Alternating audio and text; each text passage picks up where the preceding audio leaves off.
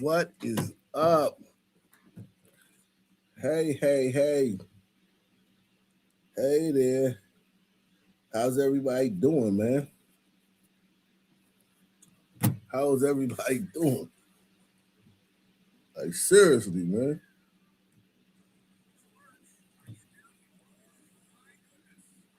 We are in the building.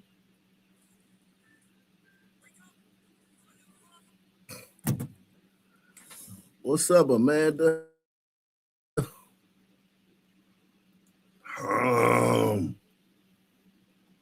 He said, thanks for the assist on Rumble last night. Yeah, man. I want y'all to watch it on my channel, man. I'm sorry. I want y'all to watch it on my stuff, man. I have my own network, man. I'm like Byron Allen, man. I got my own. I got BET, man. I might start calling my website BET, man. What you think about that, man? I should start calling my website BET, Black Entertainment Television, man.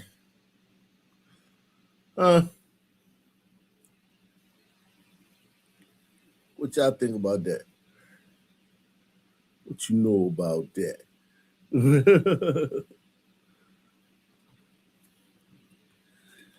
Yeah, man. Start calling my shit Black Entertainment Television, man.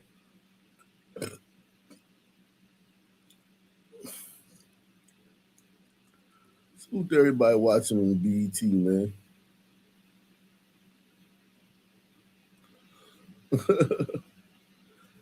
All the lady, all of them, all the people, man. Shout out to all the people, man. Wherever you watch it, man. Or I would like you to comment. That's one thing I want you to do. Wherever you watch it, comment. Do not touch that like button, though.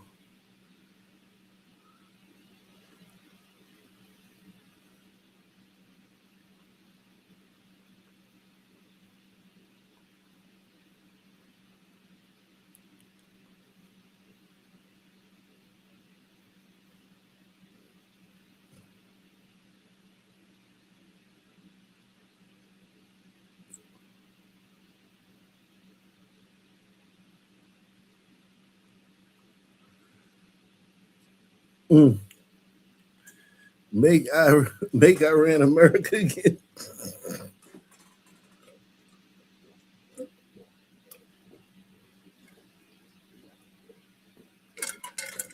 All right, man. Let's get into it, man.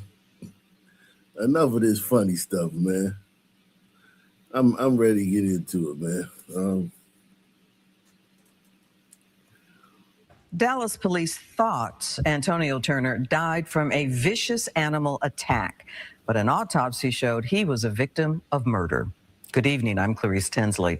In this week's Trackdown, Fox 4's Sean Rabb has surveillance video of people homicide detectives are interested in knowing. We're in the 4100 block of Pringle Drive at Canada Drive in West Dallas. Detective Kenneth Castrol. Detective, our case today started back in January, and you thought someone had been attacked by a dog. Tell me. Yes, sir. Those are the initial reports. Who is that person?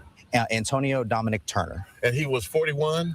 Yes, sir. On January 7th, 2026, Dallas Police and Fire responded to a call here on Pringle Drive. They located an injured person. He was transported to a local hospital where he was pronounced deceased. So the video documents there's two individuals that were believed to have left the residence shortly after the incident occurred that are persons of interest that we believe may have some information or may have actually seen what happened inside. So he had been attacked by a dog, you thought? Initially, yes. Those are initial reports, yes. And how did it become a homicide? Further investigation revealed through autopsy and whatnot that there was some injuries significant with homicidal violence. Tell me about the two men you just mentioned that we see on video. Yes, sir. You can see one male. He was tall, walking a dog that we believe may have been the dog that was involved in the incident. And then there was another male on the second video clip that was walking. He was wearing a red jacket that was believed to be with him as well. This daytime or nighttime? It was daytime. It was about 2:25 in the afternoon. So the video, how good is the video? It's pretty clear. Is it good enough where if you know him, you know him? I believe so, yes, sir. And so what is it that you need? So I need anybody who had information or may have been inside the residence or saw what happened to contact me. We don't have very many witnesses or anybody that's come forward yet. So that's what I really need, is just somebody to come forward and tell me what happened inside. How can folks reach you, Detective Kenneth Castro? They can email me at Kenneth.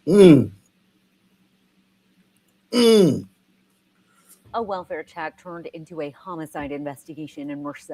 Now police are still searching for answers after a woman was found dead inside her apartment and her daughter, 28-year-old Selena Bass Vasquez, arrested and booked into jail. Family have now identified the victim as Michelle Vasquez, a beloved mother, sister, and grandmother. Action News reporter Brisa Colon is live in Merced with the accusations against the daughter and how the family is doing right now. Brisa. Warren and Vanessa, Selena Bass Vasquez was booked into the Merced County Jail for murder. This comes as the family tries to grapple with the loss that's left them devastated. A Merced mother is dead and her daughter behind bars, now accused in her homicide. Very unexpected, definitely out of character for the neighborhood. Around 1:30 in the afternoon on Saturday, police responded to the Brookdale North Apartments for a welfare check. Neighbors next door reported hearing, or around the complex, reported hearing a verbal disturbance sometime during the night. When police arrived, no one answered the door, so they forced their way in, only to find a woman dead inside, suffering from multiple stab wounds. That woman now identified by family as Michelle Vasquez. Her daughter, 28-year-old Selena Bass Vasquez, the primary suspect in the murder.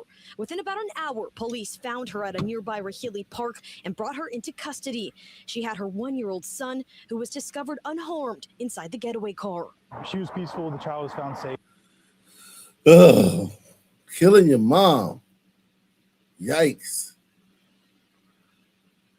Killing your mom.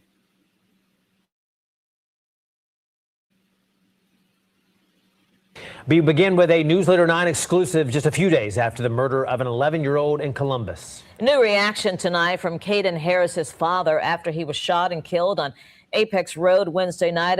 Yo, listen, all this is new. We got a black chick killing her mom. We got an 11-year-old shot in Columbus, Ohio. Every day there's new stuff, man. I want y'all to realize that, man. I want y'all to realize that every day there's new stories.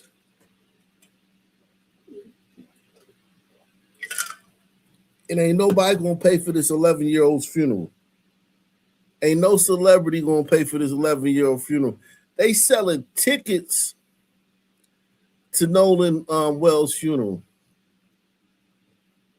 They gotta move this arena they gotta move it to a bigger place. The place they were gonna have it at only seats 6,000.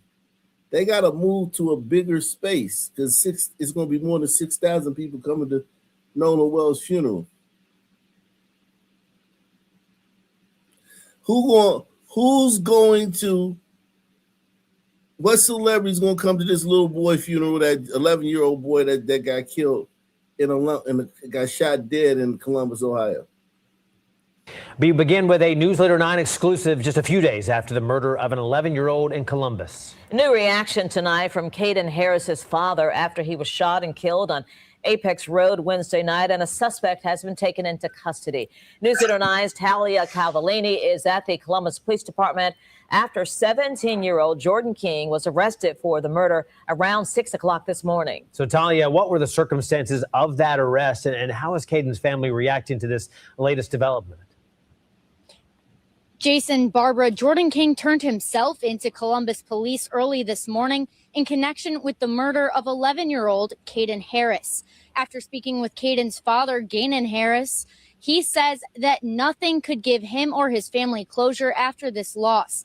He says that Caden had nothing but time until it was tragically cut short Wednesday night. He like to figure things out, and that's gonna be one of the things I'm gonna miss. But what I'm gonna miss is seeing my son. 17-year-old Jordan King is charged with murder, possession of a firearm during commission.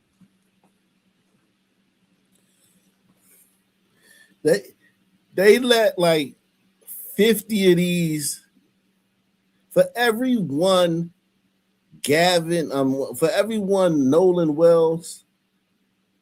For every one Nolan Wells, there's probably 10,000 of these.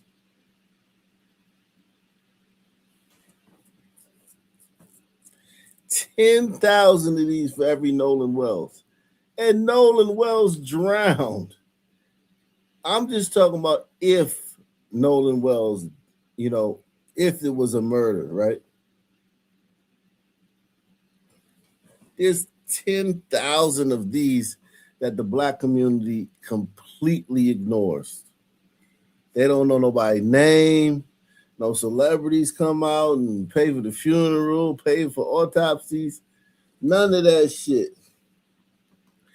This little nigga gonna go to jail for the rest of his fucking life, and the other 11-year-old boy dead. Of a crime and possession of a firearm by person under the age of 18. What have you experienced in 11 years? You took my son away from us, bro. 11 years old, bro. I don't hate you, bro. But you took my life away from me. 11-year-old Caden Harris was declared dead by the Muskogee County coroner just before. Damn, he was a mulatto. He was a mulatto. Man.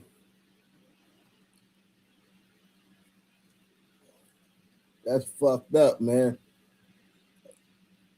I don't know what this mulatto boy did to make that 17-year-old boy, or how he got mixed up with that 17-year-old boy, or how they got into a situation where the 17-year-old boy would shoot him.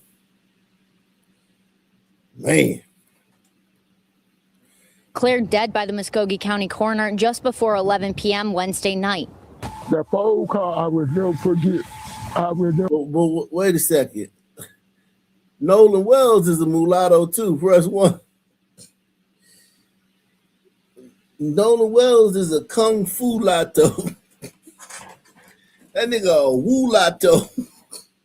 Yeah, Nolan Wells is a wulato. He a wulato, man.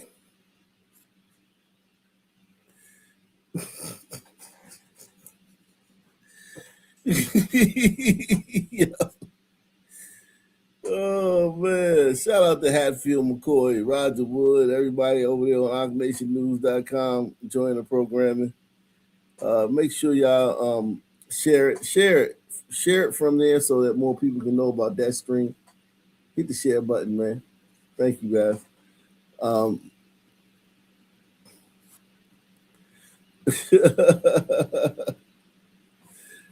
Nolan is a wulato. Don't forget that phone call. Caden was a student at Fox Elementary School. Wow. He looks so different in this picture. This is this picture right here. Where's this picture at? Okay, so that's one picture. This is when he probably started hanging around his dad. His mom probably had him in the first picture. This is when the mom had him.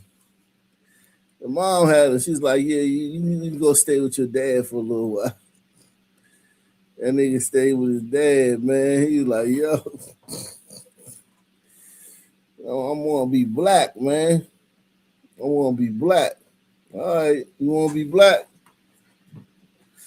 You want to be black?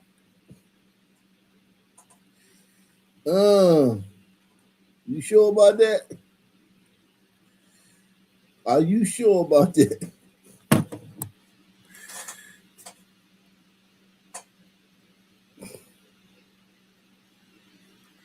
School and was one of 12 of Gannon Harris's children. Oh, this guy got 12 children. This nigga got 12 kids, man. He's a breeder, man. This nigga's a breeder. He's a, what do they call it, a stallion, a buck. He's a stallion, man. A black stallion. p.m. Wednesday night. That phone call, I will never forget. I will never forget that phone call. Caden was a student at Fox Elementary School and was one of 12 of Gannon Harris's children. It's not that we trying to hide y'all from the world. We are shielding y'all from the world. Caden's father says his death should be a message to all parents to pay attention and stand up for your kids' safety and futures. Quit being a pushover. Quit letting little things Stop slide. hating, white people. White people, stop hating. This man's having babies. He's breeding. Y'all not. Ain't nobody stopping white people from having babies. Ain't nobody stopping white people from having babies. This man breeding, man. He multiplying. He making more of him, man.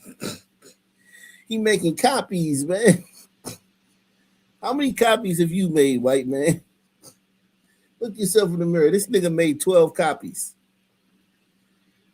He made 12 more of him to the country. How many more of you have you made, white man? Don't hate on him. Don't hate on this brother, man. Don't do that. Don't do that. This brother out here making copies, man. He like Kinko's, man.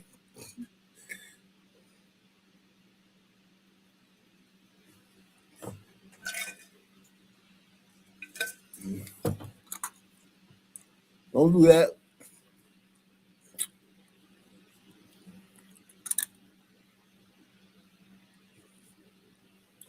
When you let little things slide, big things happen.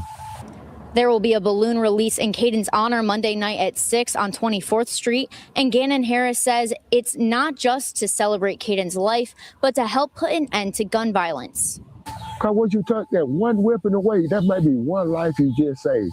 You understand? Because now I got one life I have to deal with. There is no word from Columbus police or Caden's family about a potential motive for this murder.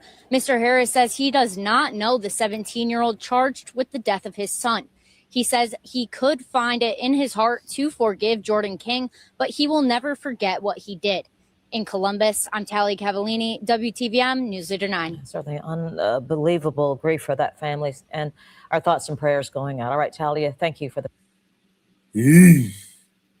For you right now on the arrest and the murder of an Atlanta mother nearly 30 years ago. This morning, we are getting our...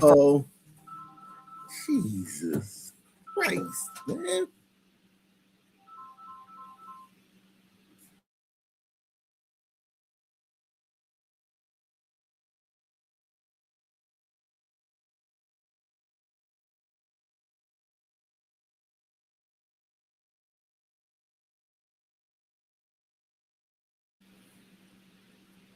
Yeah.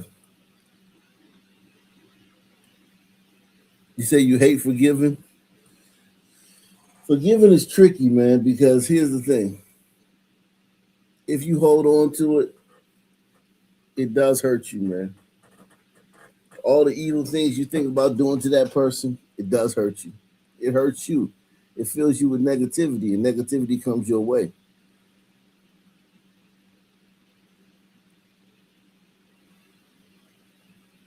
But it's hard, man. It is hard to forgive, man. These people can forgive. These people can forgive easily, man. That dude blessed, man. He can just forgive. He killed his son. He's like, all right, I forgive you, man. Man. Yeah, man. It's that dude blessed, man. To be able to forgive that easy, man. It's hard to forgive easily, man. But you gotta, holding on to that shit is a poison. Holding grudges, and people don't even care. Those people that you hating and holding grudges over, they don't even know. They don't care. They don't know. They living on with their life. They don't give a fuck about what you're going through. But we got another cold case, man. We got another cold case, man.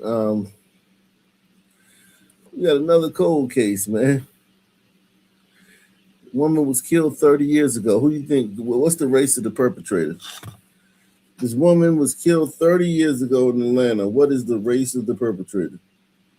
Salute to everybody out there. Also, man, we're looking for 10 people to sponsor tonight's show. We're looking for 10 patriotic Americans, man.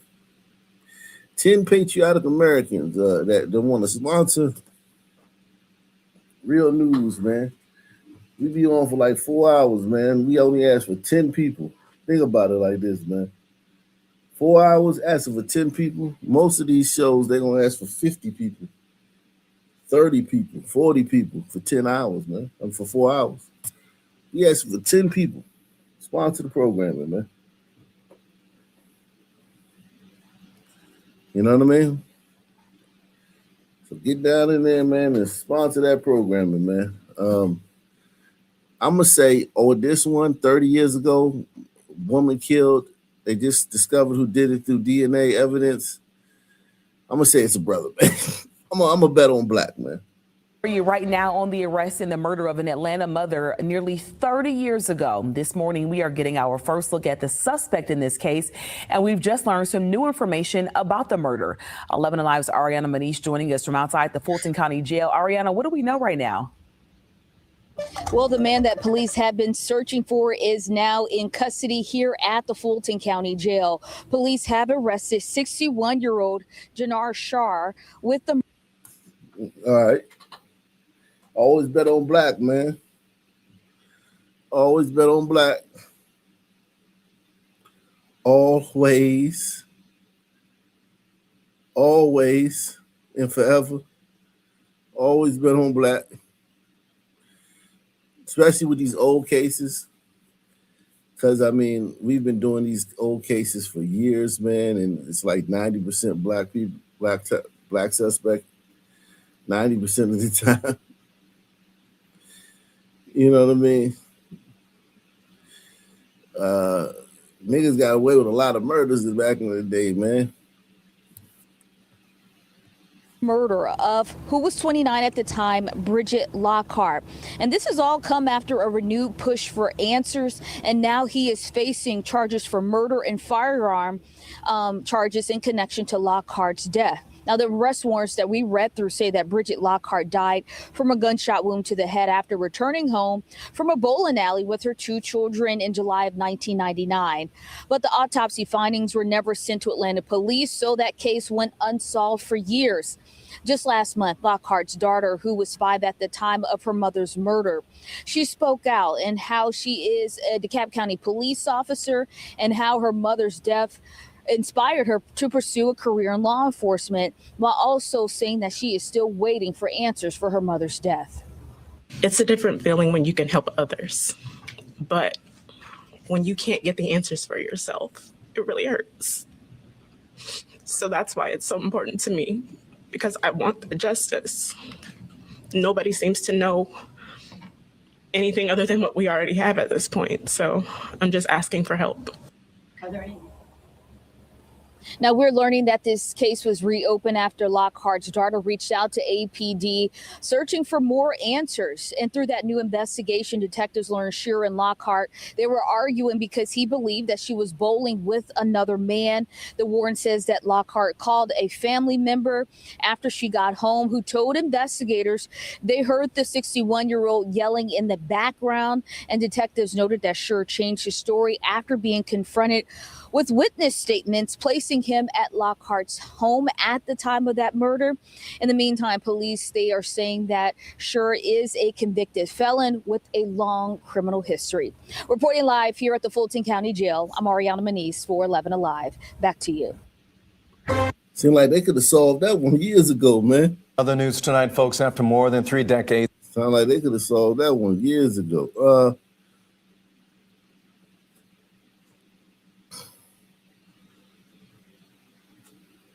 Is there racial tension at this school?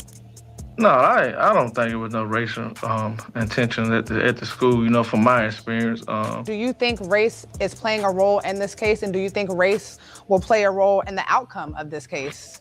I will say this. I do not know that race played a role, but I do not know race did not play a role. Their son done got killed, and they pushing racism. This is the thing that bothers me. Like, we don't know what happened. They don't know what happened. They're doing an investigation. There was black kids there with him too.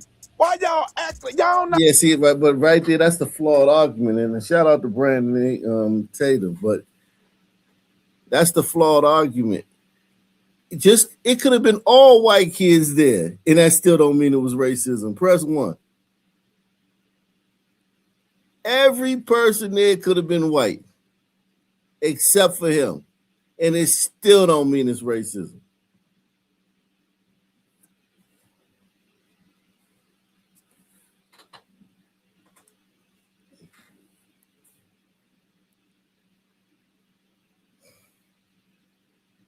Okay?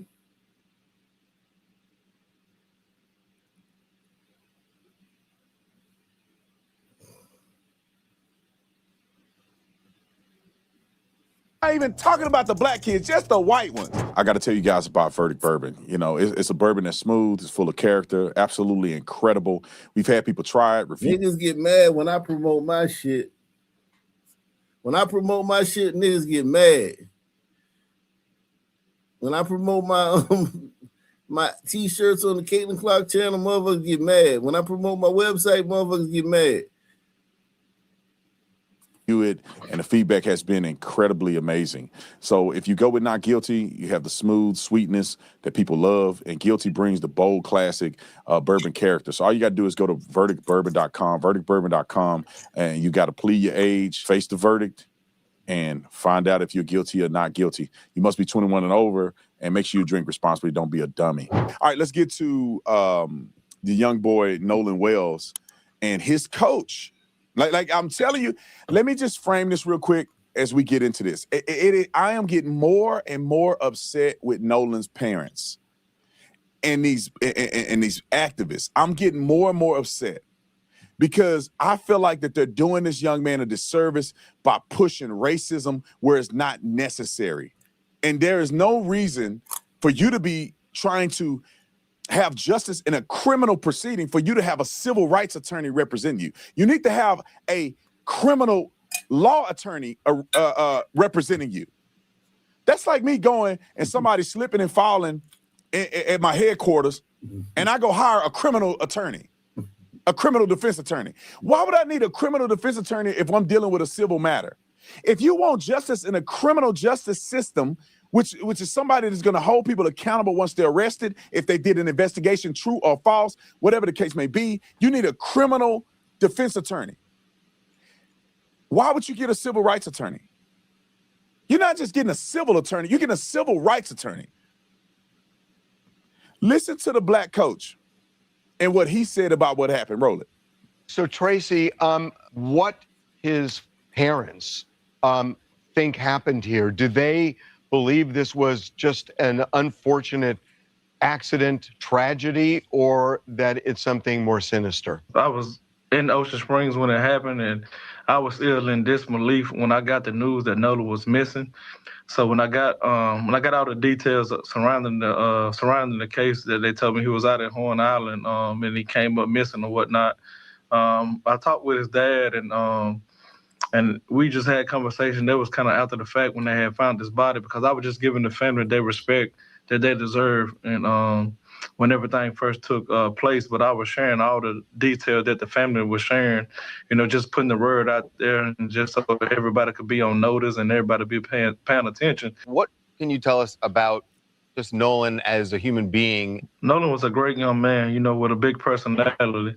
Everybody gravitated to Nolan because of his smile. He just wanted everybody to be happy, and he was a joy to coach, a joy to be around. To sum Nolan up, long story short, Nolan is a guy that I would let date my daughter. I mean, there were rumblings that he made. He said Nolan was a guy that I would let date my daughter. That's a ringing endorsement right there, man. Nolan is a guy I would let date my daughter. You don't hear people say that a lot about sons, man. They just don't say that a lot about son men, man. Even though Nolan is a mulatto. Nolan is a mulatto, man. Nolan up, long story short, Nolan is a guy that I would let date my daughter. I mean, there were rumblings that he may have gotten into an argument that there might Listen. have been a confrontation or something like Listen. that. I mean, was he a guy who would stand up, where, his hackles would go up, or was he more of a get along type guy? He's more of a get along type guy. Don't get me wrong. Now, if something happened, he'll defend himself. But I knew right then in that video that wasn't Nolan. One of the theories is that that he was drinking and that there was a riptide that day, and that maybe he got caught in a bad current out there.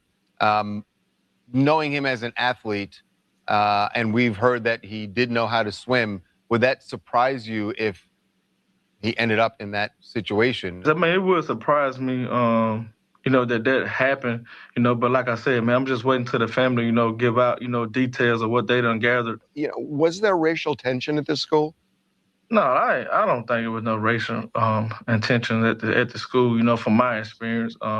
Cause you have, predominant white school, you have black kids there, and they all, played and grew up together and got along. Now, some stuff might have happened that I didn't see.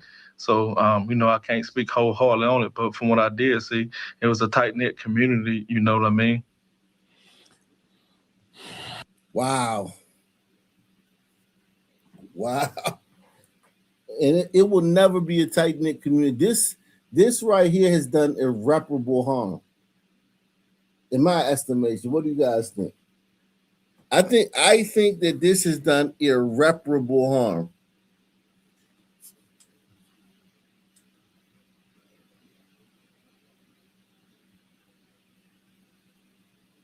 I think this has done irreparable harm.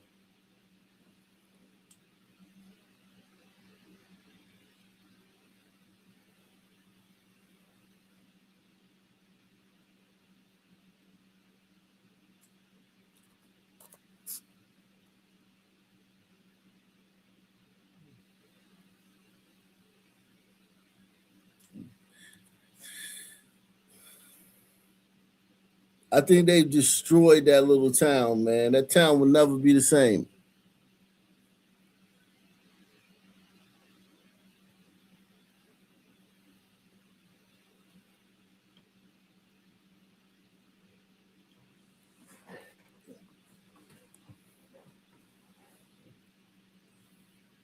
You know what I mean? You got a bunch of white people and black people just living. Just living. And listen, it's not out of the ordinary for black people and white people to get along. That's some Jewish media bullshit. Black people and white people get along all the time, especially when there's predominantly whites. And like, let's just say if there's like 70% whites or 80% whites and 20% blacks, everyone gets along. Everyone gets along. And there's a few reasons. A lot of times it's because the blacks who are there fled the black neighborhood trying to get away from niggas. So you got a lot of blacks that want to live around whites. Press 1. You got a lot of blacks that want to live around whites. They sought out white communities to get the fuck away from niggas.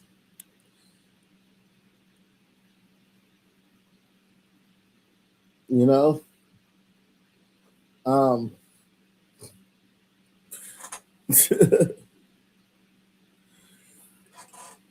And then a myriad of other factors too, other reasons too.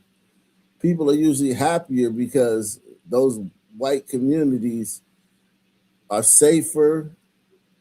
They're run like, people pay taxes, so you got,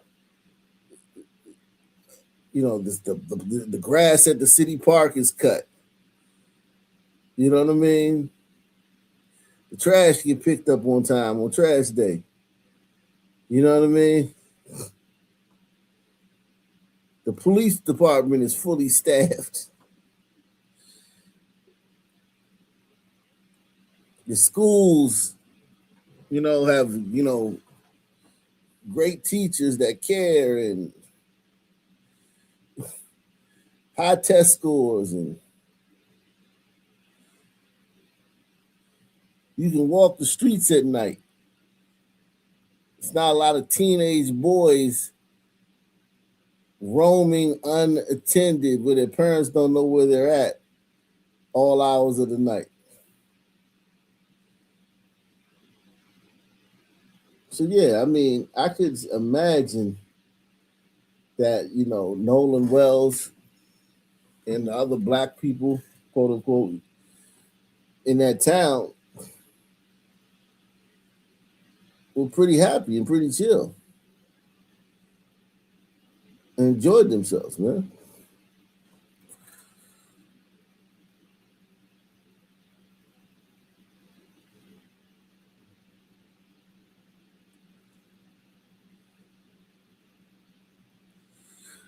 Yeah, man, definitely. Blacks and Europeans were isolated for a long period of time. Isolated, definitely.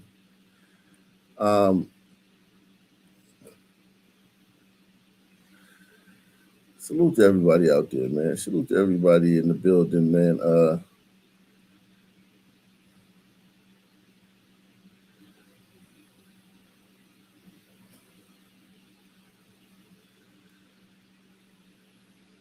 Some stuff might have happened that I didn't see.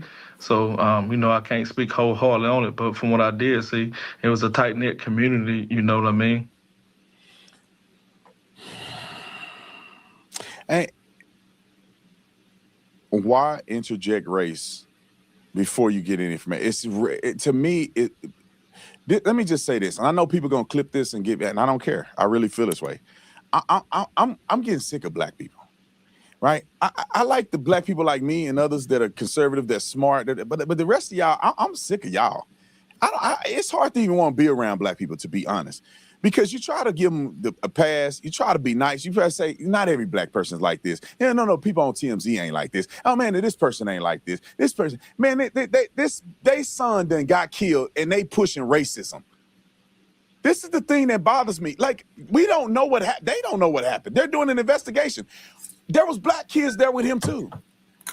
Why y'all act like y'all not even talking about the black kids, just the white ones? And then you got these people on here. Al Sharpton been pimping for I don't know how long. Y'all, that's why when black people make money, they move away from black people. They move to white neighborhoods. Let's keep it real. Y'all don't want to hear me say it, but I'm saying it. Where does LeBron live? They live where white people live. That coach just said, yeah, there's black kids. It's an all-white school. Everybody getting along. That's what happens at these white schools. White folks ain't worried about y'all like that. They doing their own thing. Every single white environment that I've been involved in, and ain't no drama. Nobody shooting, nobody stabbing, nobody hating on you, nobody doing none of that. White people doing their own thing. You put a bunch of black people together and they acting a fool. And I'm not saying it's every black person, but it seems like it's more prevalent than it is not. And I'm tired of it. Let's play this Al Sharpton crap that this fool doing. This is why people don't like black people. Even the girl that's talking on here. Like, when are y'all gonna get a better mind? This is such low energy, low vibration stuff. This is why black people are down here in society. Because our minds are down here. Everybody else's minds is just up here, thinking of greater things, thinking about how they're gonna take advantage of the American dream, and they're not pushing racism every day. They're trying to unite with people. They're building companies and businesses, and their kids are going to school and getting educated. Even the Africans that come over here, they believe in education and doing what's right and getting married and all this high vibration stuff. And y'all still down here, the white man. Roll the clip. What more evidence do you think is needed for the sheriffs and the investigators to say that there is suspected foul play in this case? I think that the evidence that is needed to build on is already there. Have they brought these three young men in for questioning under oath? Have they gone through a search of fingerprints and other things on the cell phone?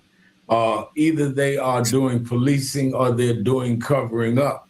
And that is why Ben Crump and National Action Network and I got involved.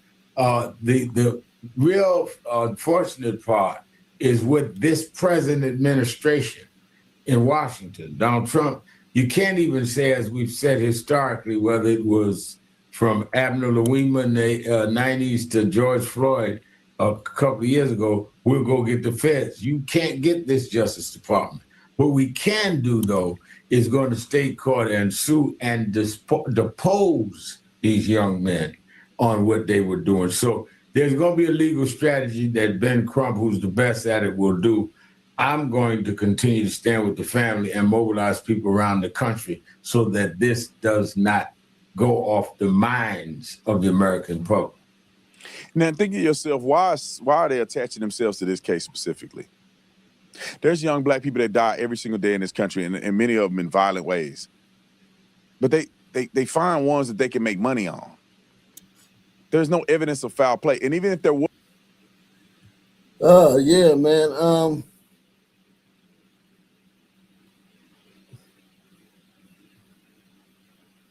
Carmelo Anthony's appellate lawyers are asking for a new trial, claiming he was effectively kept from testifying in his own defense. The motion says prosecutors backed away from an off-the-record agreement, leaving Anthony just 10 minutes to decide whether to take the stand.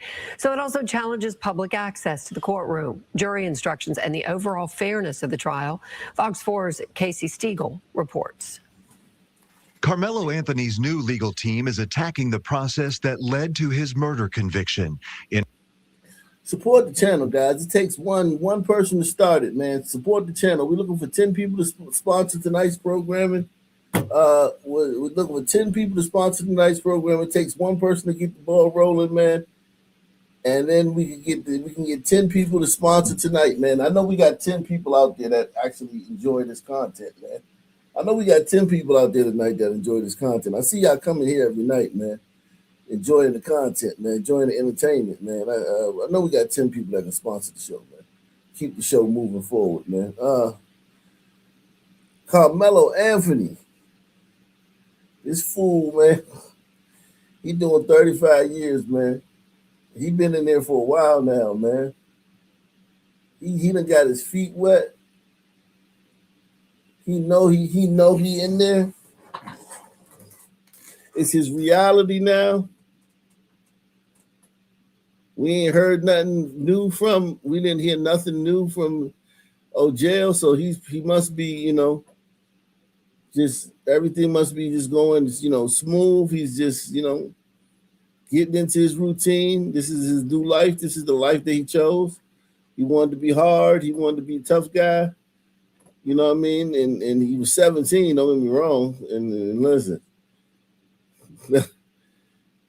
shit, 17 is young, man. That's a baby. But he wanted to be a tough guy, man. He wanted to be hard. Now he's where all the hard guys are. He's been there a month. He's gotten some kind of routine. He's gotten into some kind of routine.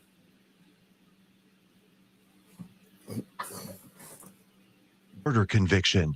In early June, following a 2-week trial, jurors found the teen guilty in the April 2025 stabbing death of 17-year-old Austin Metcalf at a Frisco track meet. I certainly haven't seen a motion for new trial, even in serious felony cases, that goes into the level of depth. Former Dallas County Assistant DA Bree West is not directly connected to the case, but explains this is a strategic maneuver on behalf of the defense to call the whole proceeding into question. We're saying that there were fundamental flaws in the way that this trial happened that deserves a redo, right? The motion asserts Anthony's Sixth Amendment right to a public trial was violated by restricting access to the courtroom.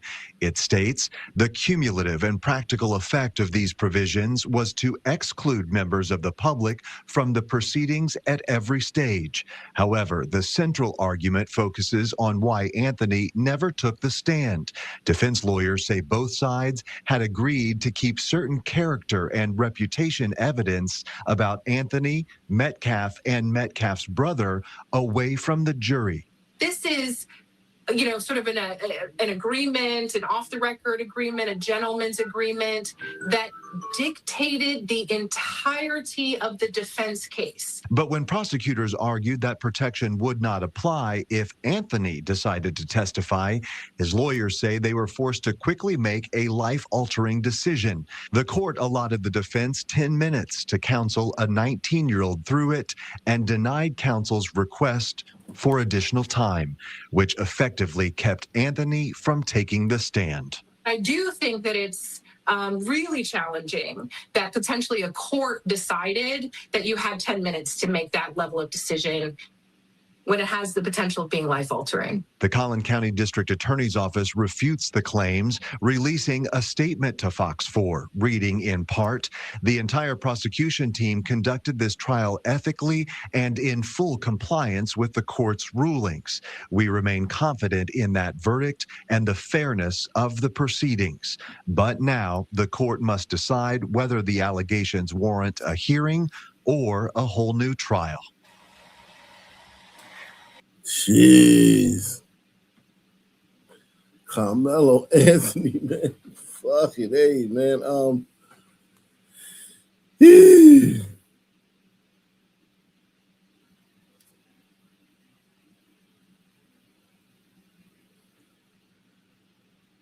Salute to everybody out there, man. Salute to all you people, man. All the beautiful people in the building.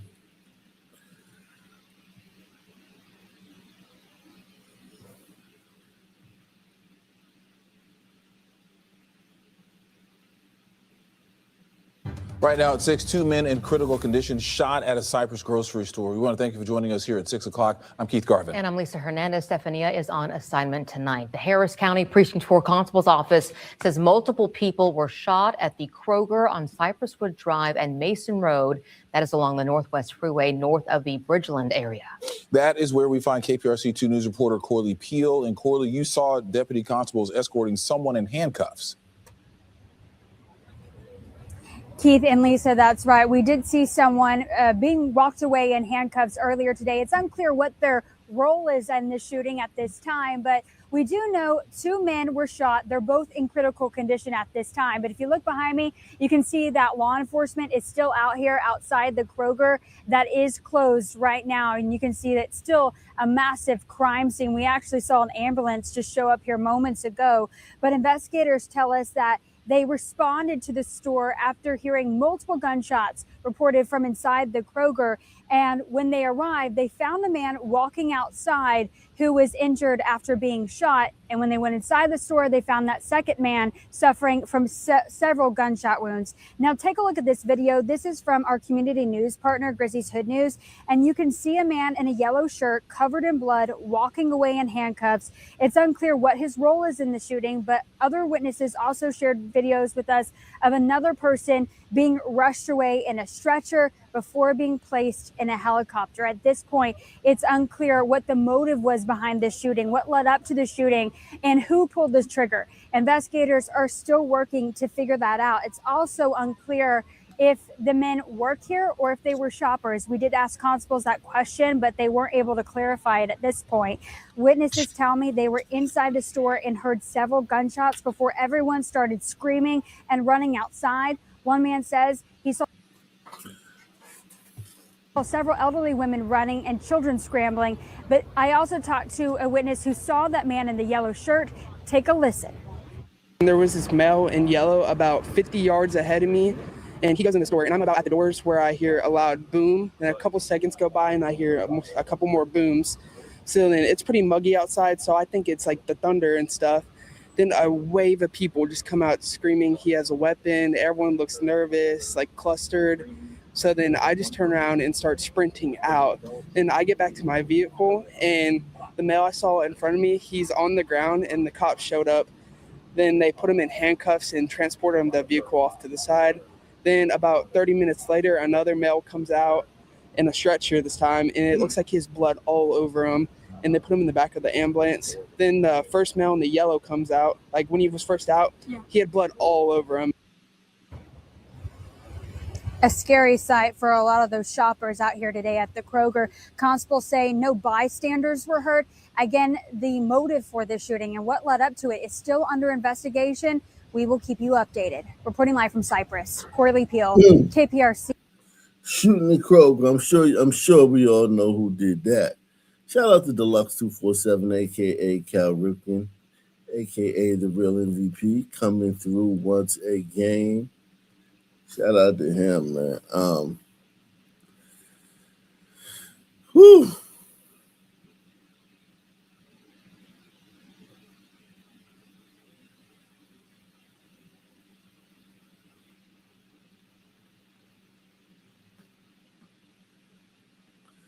We are in the building, man. We are here, man. This Nolan Wells situation, man, has captivated the country, man. It's captivated the country. Earlier today, the family of Nolan Wells met with the district attorney who confirmed the investigation will eventually be turned over to a grand jury. They're still wondering what happened to the 18-year-old on the July 4th weekend. Let's bring in Anna Schechter, who runs our crime unit. She's joining us right now. Anna, so what are we learning about those new details in this case? What can you tell us? Well, we actually have obtained new movement records, GPS data. Our Jared Eggleston and Skylar Henry down in Mississippi obtained this from a Mississippi entity, and it actually shows exactly where the boat left from when it arrived at Horn Island. You're seeing, as that scrolls down on your screen there, you're seeing that July 4th, that tracking movement, the vessel reaching Horn Island around 11:14 a.m. And then we also see when the boat left. Now, as we've been reporting, Nolan Wells was not on that boat, although his keys and phone were. And so we see the boat then go and actually dock at a different location, then drive overland to the home of the owners of the boat. So this is new information that is all being reviewed by investigators who are still trying to figure out exactly what happened to Nolan Wells, Mugo. Yeah, his parents have a lot of questions there. Anna Schechter, thank you so much for bringing us that update. Wow.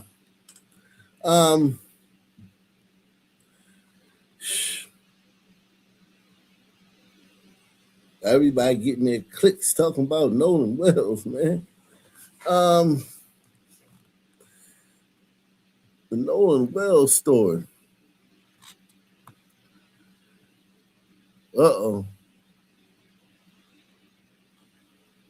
Another black man in court right here, man. Let's see what he got into, man.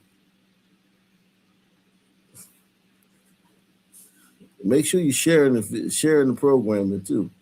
Do not hit the like button. Just share. Share the videos, man. Share it on your social media, guys. And if you're not watching on ArcNationNews.com, man, I don't know what you're doing, man. All y'all need to be over at ArcNationNews.com. That's the spot, man. That's the spot.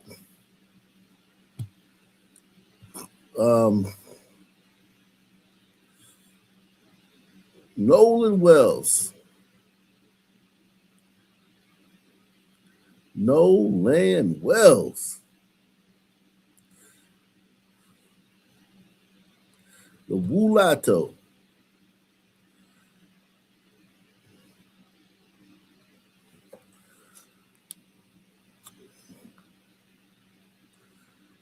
Now at 5, we're learning new details about what investigators say led up to a shooting outside of the Wilson County Courthouse. A judge denied bond for the suspect earlier today, with the sheriff calling the shooting an act of retaliation.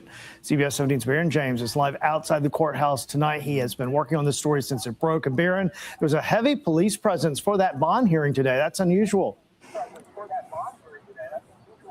Most definitely it was unusual, but given the circumstances of what happened yesterday, definitely safety top of mind. Law enforcement in full force out here, of course, maintaining the peace that was shattered. Investigators say after surveillance video caught the suspect on a bench out here, lying in wait, the sheriff says, and then shooting and hitting, critically injuring 19-year-old Latoya Lucas as she walked up these courthouse steps. We made sure that we dotted every I's and crossed every T to ensure that the suspect was brought to justice. Several sheriff deputies escorted the handcuffed shooting suspect, Abdul Mustafa, into court Tuesday morning. The judge gave him a chance to have his say, but he said nothing. The state calling the 21-year-old man, quote, a threat to the community, and with him locked up, the community will be safer, end of quote. Heavily armed deputies in ballistic vests and a K-9 officer secured the courthouse during the hearing. With any incident, we're still going to look and make sure that everything is safe for definitely our citizens and those who are doing business within the courthouse. However, with that being an isolated incident, the courthouse structure is checked within hours. There's nothing that would allow us to even think that there was a safety issue inside the courthouse or even around the courthouse, other than this person just obviously seeing the opportunity to retaliate. According to the sheriff, the shooting was retaliation for the murder of 16-year-old Ladarius Simmons. He was shot to death last month at a party here inside this Wilson apartment where 19-year-old Latoya Lucas lives. The shooting suspect is her brother, Jamel Hines, and she also faces felony charges, accessory after the fact, and obstructing justice for allegedly helping her brother initially get away. We knocked on her apartment door looking to speak with her family, no answer. However, Mustafa's neighbor had this to say, painting a different picture of this man. It's really surprising because to me, he was a pretty nice guy, upstanding guy. He always came from work to his house. I've never seen him doing nothing bad, never seen him drinking, nothing. He looked like a pretty nice guy, and he was a nice guy.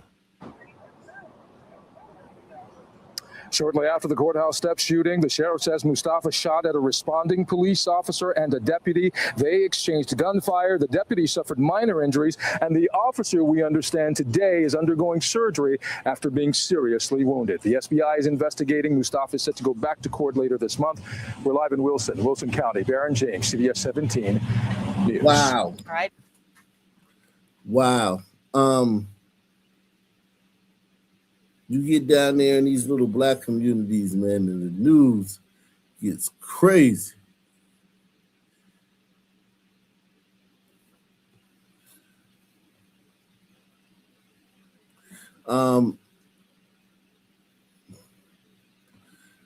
See what else we want. I want to go to X, but X is, I want to go to X and see something, but I want to. I don't want to risk it, man, because that's what got me in trouble with the other channel.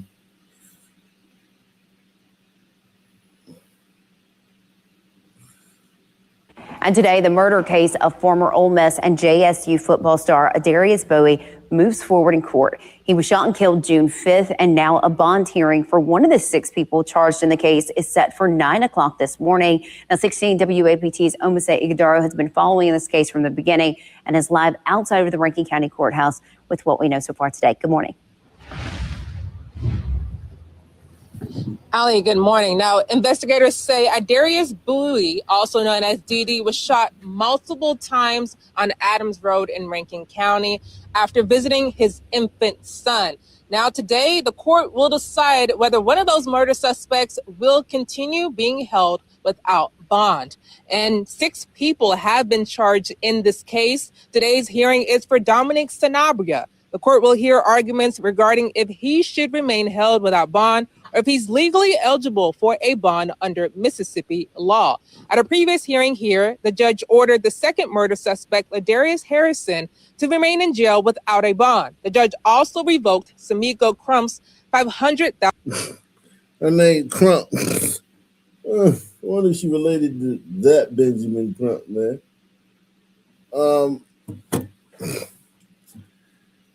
Killed a football player. So we got another football player dead, man. A college football player, though, dead. $1,000 bond, sending her case to a grand jury.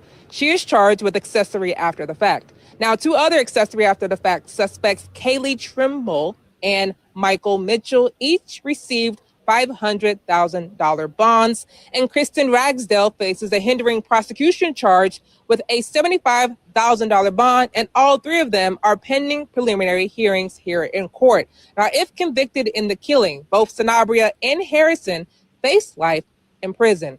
Now, regardless of today's bond hearing, the family tells me that they are just focused on honoring Dee Dee's legacy and memory. They say they plan to celebrate what would have been his 28th birthday this Friday, July 17th. For now, I'm Liben Brandon. Almost say Ighodaro 16, WAPT News.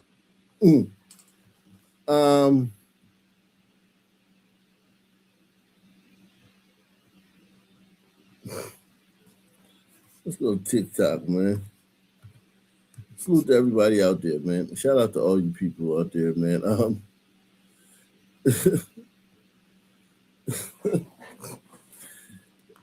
Let's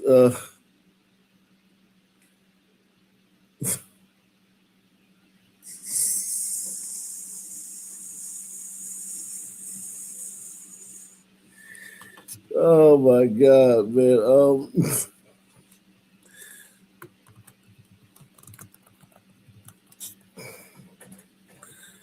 Let's see what the community is speaking about Nolan Wells, man.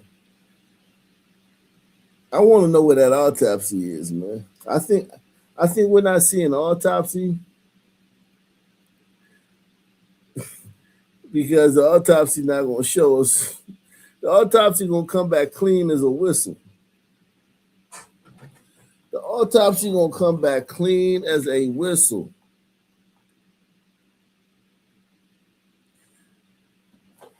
And I think then the GoFundMe money may start to slow down.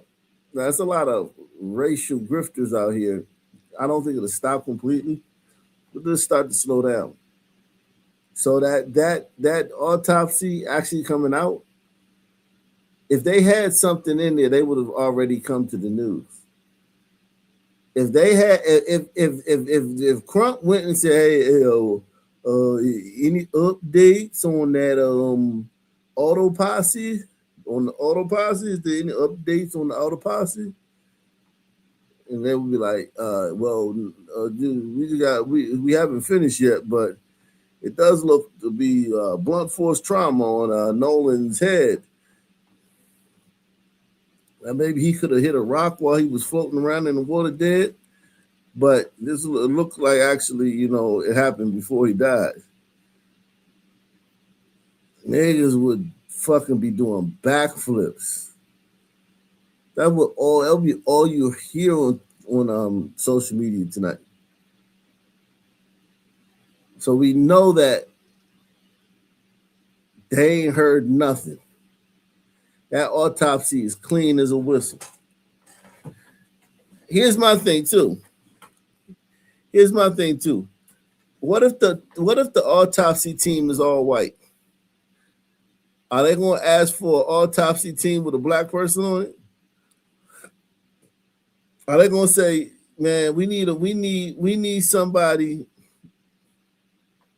who grew up around black people that'll understand how to cut open your chest and take your tendon and graft it to another piece of your bone or whatever the fuck"? They have nothing. Salute to Deluxe, man. Hey, man. Look, can we get 9 more people to sponsor the show, man? 9 more people to sponsor the show. You guys out here watching the show, man, we need 9 more people to sponsor the show.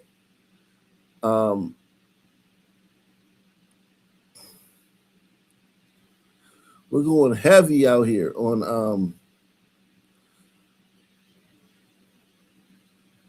Nolan Wells, man. Let's see what some of the race grifters are saying. Some of the regular black people race grifters. Your co-worker, the lady that you your bank teller. You know what I mean? These are just the regular people in the world. Let's see what they're doing, what they're saying about it. Nolan Wells. So the DA is saying that they're going to do a grand jury. Here's what it means. Here's what it doesn't mean. Folks are saying that because they're going to do a grand jury, then that means that they're going to file charges. Not so fast. Just because a DA convenes a grand jury does not mean there'll be an indictment, okay? And also, it does not mean they want an indictment. Now, grand juries are designed to be secret, so we won't know what happened in that room, right? We won't know what evidence was presented. We won't know what witnesses were called. It's sealed. It's under seal. Oftentimes, when DAs are under political pressure, meaning the public is really looking at them and like depending on them to do something, they do grand juries to look like they did something. So you look like you did something, but we'll never know because we won't have any evidence, right? So what happens is they go in a grand jury and the prosecutor presents evidence to the grand jury. In the grand jury, secret, they decide if charges are filed, and if so, what charges, right? And so what'll happen is, let's say they don't believe there's a case. Let's say they don't want to prosecute the boys involved in the Nolan Wells disappearance. They can say, oh, we're doing a grand jury. They can call witnesses and just like kind of mail it in. Just mail it in. Just kind of like go through the motions. Did you see anything? Did you see anything? Did you see anything? Did you say anything? Right? And then the grand jury decides, not enough evidence. And they get to come out after the grand jury's been convened, after they've made their decision, they get to come out and say, we tried our best, but the grand jury didn't believe. And you know what I'm saying? Like, it wasn't enough. It's not in our control. So they get to hide behind a grand jury, right? So the public can stay off their ass. That is what some prosecutors do. Now, I'm not saying every prosecutor, and I'm not saying these prosecutors. I'm saying that's a possibility. So don't get all excited about this grand jury being convened, is my point. Because it could be some shenanigans afoot, right? Number one. Number two, don't take the pressure off. Don't take your foot off the gas. Literally, because of the public interest, because of the hashtags, because of Ben Crump, because of the public outcry, because of the international outcry, that is why they're reacting at told, right? That is why they're doing what they're doing now, right? So it's important for us not to take the W and not to think, oh, we're going to, win now. So let me just like go back to my normal life. Don't do that, because that's what they want you to do. Keep your eyes on Nolan Wells. Keep your eyes on this family. Keep your prayers with this family. Pray that justice is served. Pray they find peace. These people are crazy. These people are absolutely crazy, man. She seemed like a nice lady, but she's absolutely crazy. Nolan Wells' autopsy results are likely in. Attorney Ben Crump said that they would be in on noon at 12 o'clock, but then there were flight delays, and so that stalled it. Mississippi did the initial autopsy. Mississippi is likely waiting on the results of Washington, D.C., and maybe even vice versa, because they should technically align. Now, if there was foul play, would Washington, D.C. be quick to share that information? I don't know. I'm no expert. What I do know is that we're not privy to any of the information. It's for the family, and what we can do is pray for the Wells family. My suspicion, though, is just that somebody's results are in. Nolan Wells' autopsy results are likely in. Attorney Ben Crump said that they would be in on noon at 12 o'clock, but then there were flight delays, and so that stalled it. Mississippi did the initial autopsy. Mississippi is likely waiting on the results of Washington, D.C., and maybe even vice versa, because they should technically align. Now, if there was foul play, would Washington, D.C. be quick to share that information? I don't know. I'm no expert. What I do know is that we're not privy to any of the information. It's for the family, and what we can do is pray for the Wells family. My suspicion, though, is just that somebody's results are in. Nolan Wells' autopsy results. Wait, unless there's another body being transported that look just like Nolan. Wait, unless there's another body being transported that look just like Nolan Wells, this don't make no sense. If what we're hearing about Nolan's autopsy is true, This whole case about to be cracked wide open. Watch this whole video. This is crazy. Now, this is the family. They just announced. Now, they met with the DA. And after they met with the DA, they just made a huge announcement. The huge announcement is that after the investigation, they are turning it over to the grand jury. And what does that mean? That means they think something happened besides an accident. In other words, something criminal was done. But it makes sense after what we heard. These people who are in the nursing field, they got some inside information about Nolan Wells' body. Now, I'm going to play a clip of them talking about what they saw. And if what they saw is true, it confirms everything we all been saying about what happened to Nolan. So before knowing all that, he said that the body was mistreated. Yeah. It looked abused. It was like... That's HIPAA. They're HIPAA laws. These two nurses would be fired immediately. Press 1. These two nurses would be fired immediately. You can't give patient information out like that. HIPAA protects patients from that. Shout out to Mandy, man. Says sponsoring the show. Love you, Ak. I appreciate you, Mandy, sponsoring the show, man.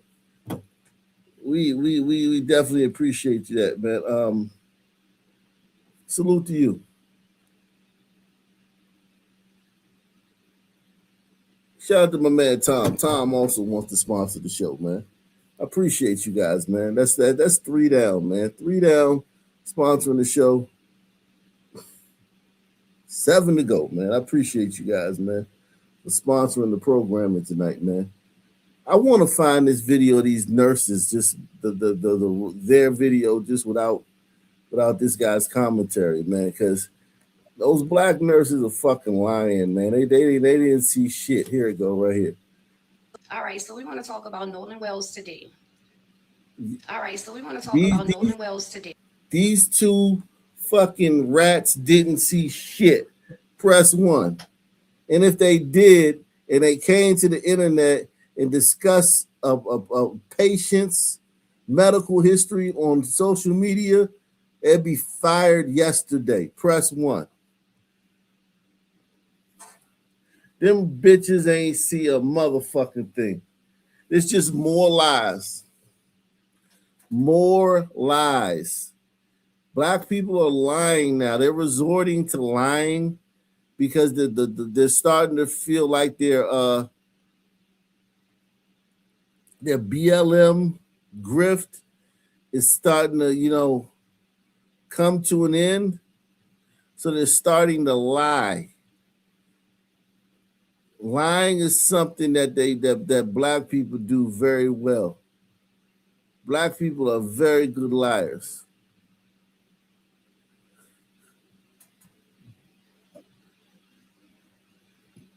I don't believe these bitches seen a thing anywhere. I believe these two bitches with some scrubs. They probably ain't even nurses no more. These are 2 bitches that found some scrubs and came on to fucking. How the fuck do you just see that? So today, we actually know someone that works transporting bodies, human remains, and things like that. So today I got a call from that person and She lied. She already gave it away with her body language. The way she looked. Watch her look off into the distance after she won't look up and away. All right, so we want to talk about Nolan after she lies. Watch the lies. Wells today. So today, we actually know someone that works transporting bodies, human remains, and things like that. So today I got a call from that person, and they were just talking about the body that they came across. This was Nolan Wells. So before knowing all that, he said that the body was mistreated. Yeah. It looked abused. It looked like he was tortured. It looked as if he was. He was tortured on Horn Island in front of thousands of people. He was tortured on Horn Island in front of thousands of people, and nobody saw nothing. The big football player. the nice guy who everybody loved was tortured on Horn Island and nobody saw nothing.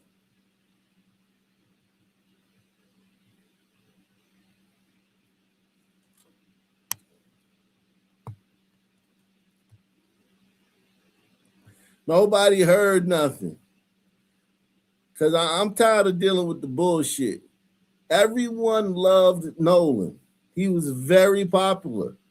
He knew everybody. He was not some person that, oh, who is that guy over there? Oh, I don't know. Hey, dude, who are you? No, it's fucking Nolan. Press 1. This is a small town. He's a star football player on the football team.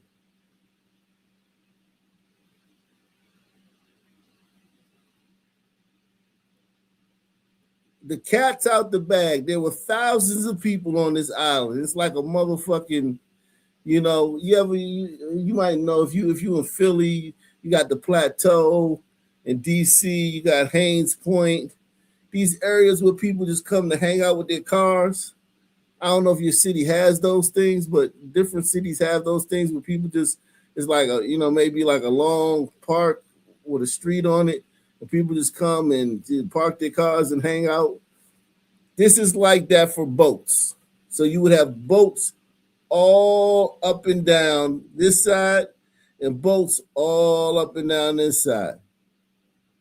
And you have people frolicking, thousands of people frolicking around on this part, right? And we supposed to believe Nolan got tortured to death at 3 p.m. Remember, the last time they saw him was at 3 p.m. So he got tortured at 3 p.m.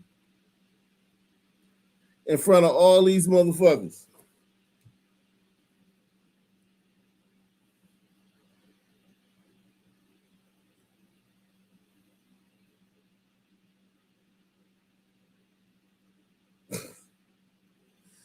I mean,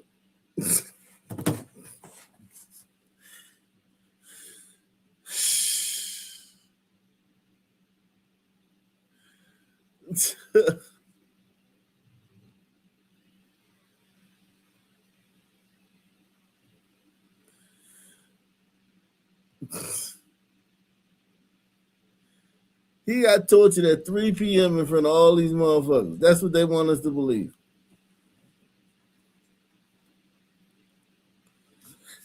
It ain't even nowhere to hide on this island. Press 1. There's no place you can take somebody.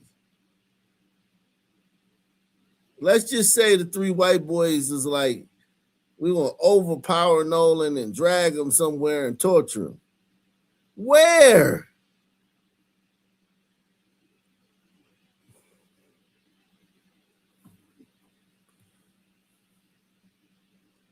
Where?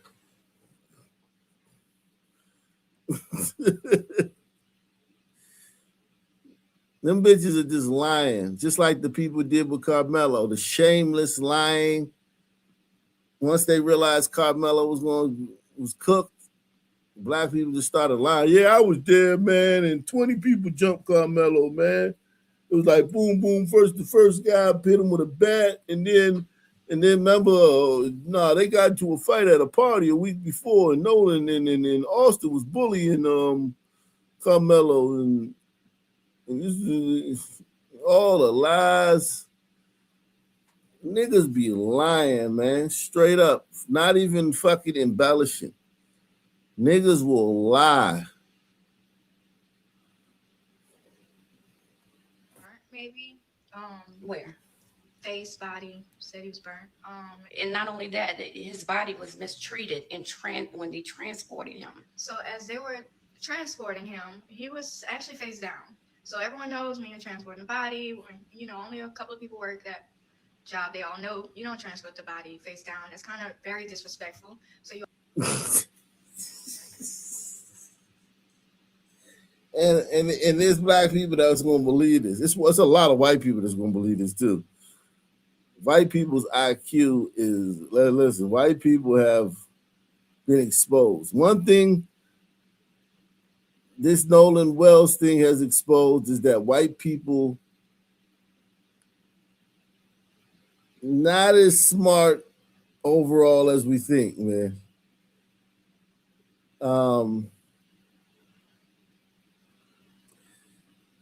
I'm not gonna go as far to say it's like, oh, the bell curve is a lie, but I think in the last, the bell curve came out in 1990.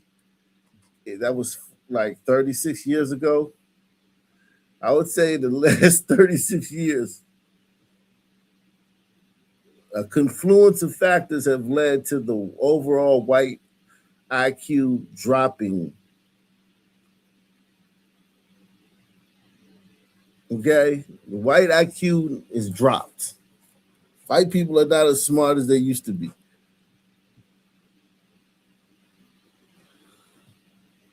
Because a lot of white people are gonna believe this. Always have them faced up. Well, specifically, his body whatever reason, was face down. And me personally, I took that as disrespect. Yeah. My heart goes out to the family. Yes, definitely. Because all we know is what they put out on the internet. But today, we actually found out a lot about his autopsy without even reading the autopsy. Yeah. It's heartbreaking. I'm so sorry that family had to go through this. Really just want to give our condolences to the family, as a mom or moms, grandmothers, dads, family, period. Just we give the most prayers to you, and we stand behind you because we know right what really happened. Right. So, and at the end of the day, whatever lies those families have covered up, or whatever lies they're trying to cover, we're sorry, and we're here for you, and we just want you to know that what was seen today was unacceptable. It's unacceptable, and that's why we want to inform what's going on during the transport. Like that isn't something you can be quiet on at all. When you've seen something so heartbreaking as a child, go through something traumatic. Yes. It hurts to know that was done to him in the ways that we can't even express. Right. And as a person, you should have some type of humanity. Right. And I felt like those people who was transporting him did not have humanity in no way, shape, or form. Because these women right here are sick. Straight jacket, man. These women need straight jackets to come online and tell these fucking lies and concoct this story from thin air and to come online and pass it off as some bull. This is sick. These women need to be removed from society, man. They need to go to the funny farm.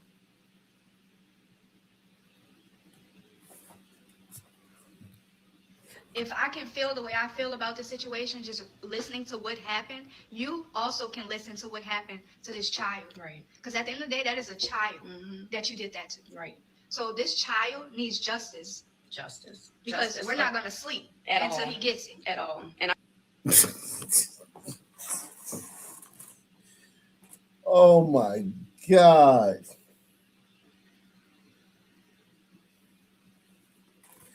This is sick. This is a sickness. This is a sickness. When you will get up on the internet and just create a fictional story, a fictional experience, because you think that it plays out in the court of public opinion. You don't understand, because you're a sun woman and you got a sun mind, that it plays out in the courtroom.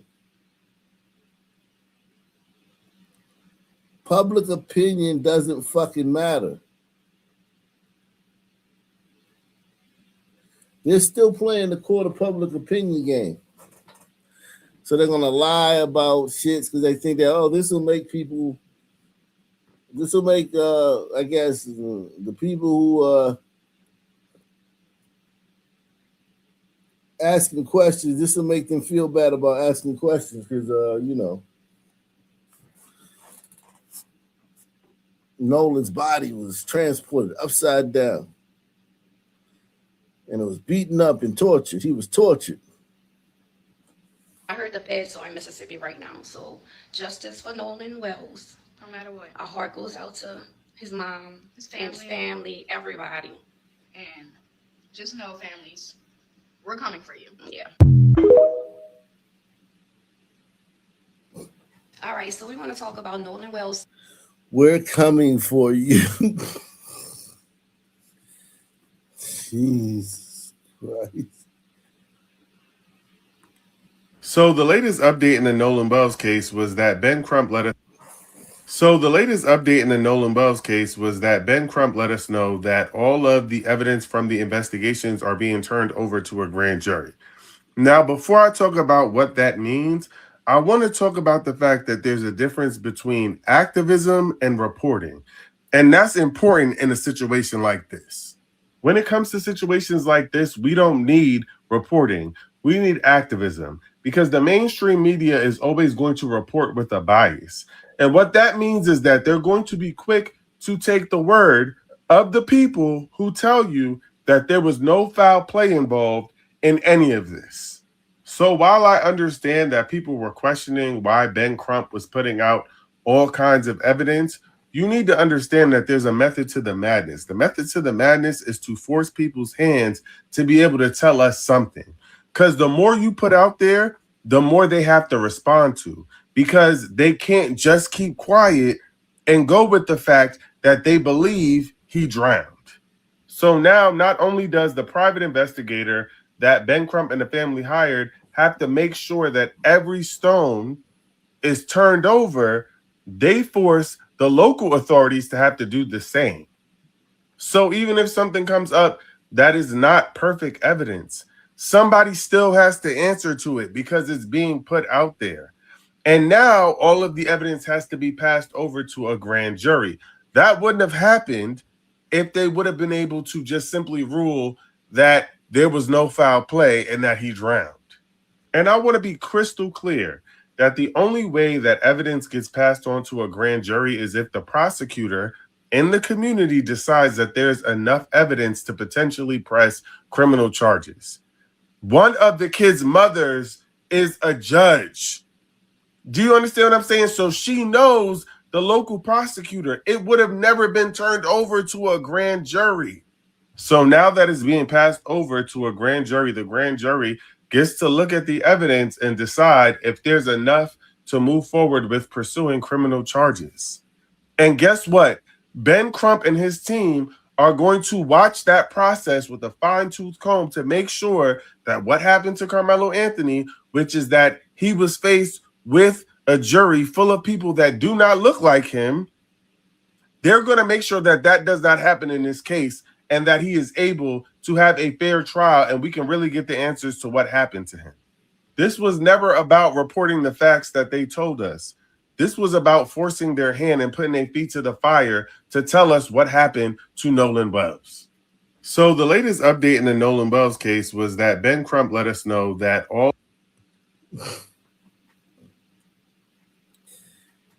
Yo, black people are like, I agree, man. Black people are...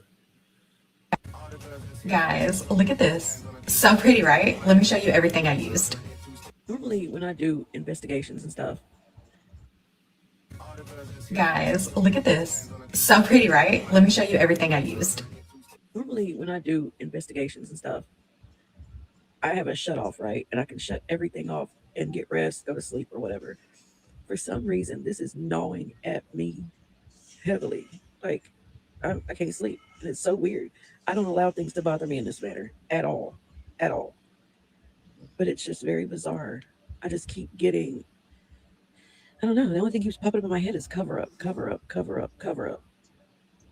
It's strange. I'm not a psychic or nothing, you guys. I don't know what it is. Just something keeps telling me it's like shit's being covered up to avoid somebody being in trouble.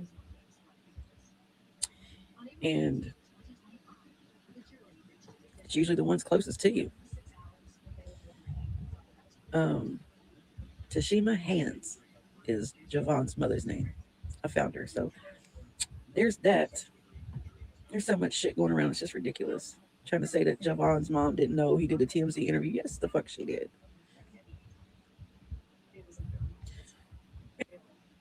If you're from Mississippi, where is your accent? Like, there's so many questions. Somebody just commented that Mr. Wansley is the stepdad to her kids. How many kids has she got? I'll have to go look. I thought she had a couple kids. I think she's got a daughter too. Different last names. Her name's Wells as well. I think it's what I saw. I have to go back and look. But I wonder what happened to Nolan's dad. I haven't looked into that. But just questions I have. So many questions I have. Christine, why you're not giving the phone to the experts to investigate this shit and stop this whole train of Ben Crump continuing to push racism and bringing up shit that would happen before he was even born, to perpetuate his paychecks? I don't know, him telling you to cry on cue, that shit is also heavy on my mind. When you lose a child, I can't imagine losing a child and needing to be cued when to cry. And then you go into actress mode. Why does that make you so emotional?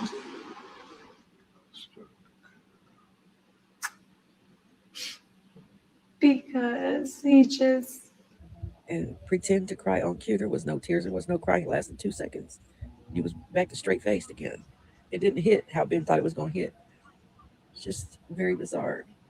Anyone has any information, you can remain anonymous. I've done this a very long time. I don't give up my sources. Message me or whatever.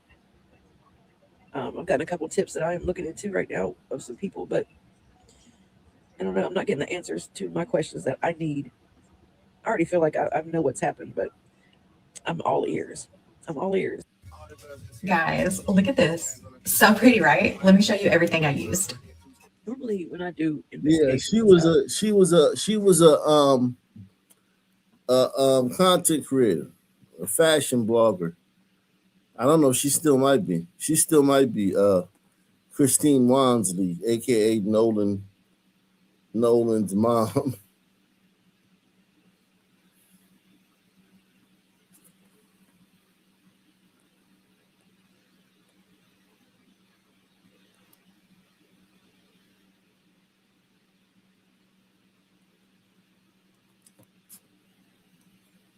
Black folks, let me get this straight. Black folks, let me get this straight. Anytime a crime happens in the black community, didn't nobody see anything? Nobody knows nothing. I wasn't there. I ain't snitching. I ain't see shit. The code of silence is real, isn't it? But now we got the Nolan Wells case. Young black man, young black boy, goes out on a boat with his white friends. He doesn't come back. Body turns up a couple days later. Suddenly, everybody's supposed to have photographic memory. They're supposed to have seen everything. Ain't nobody supposed to be quiet. Ain't no damn code of silence. Meanwhile, his family goes out and gets Ben Crump. They're demanding answers, independent autopsies, independent investigations, full transparency.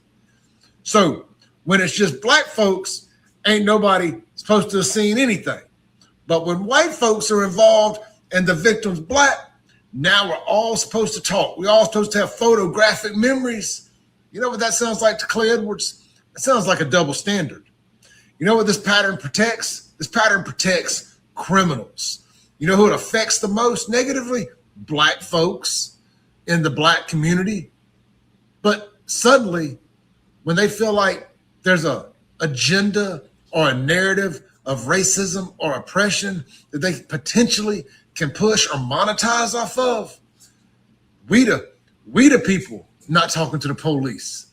Is that what they call now the rabbits got the gun?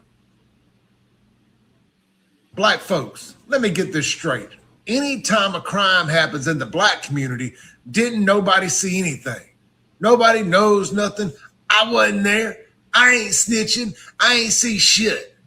The code of silence is real, isn't it? But now we got the Nolan Wells case. Young black man, young black boy, goes out on a boat with his white friends. He doesn't come back. Body Turns up a couple days later. Suddenly, everybody's supposed to have photographic memory. They're supposed to have seen everything. Ain't nobody supposed to be quiet. Ain't no damn code of silence. Meanwhile, his family goes out and gets Ben Crump. They're demanding answers, independent autopsies, independent investigations, full transparency. So when it's just black folks, ain't nobody supposed to have seen anything. But when white folks are involved and the victim's black, now we're all supposed to talk. We're all supposed to have photographic memories. You know what that sounds like to Clay Edwards? It sounds like a double standard. You know what this pattern protects? This pattern protects criminals. You know who it affects the most negatively? Black folks in the black community. But suddenly, when they feel like there's a Street niggas supposed to die and or go to jail. That's how it's supposed to happen. So like every time they die and go to jail, the city is never fucked up. The city is actually black folks. Let me get this straight.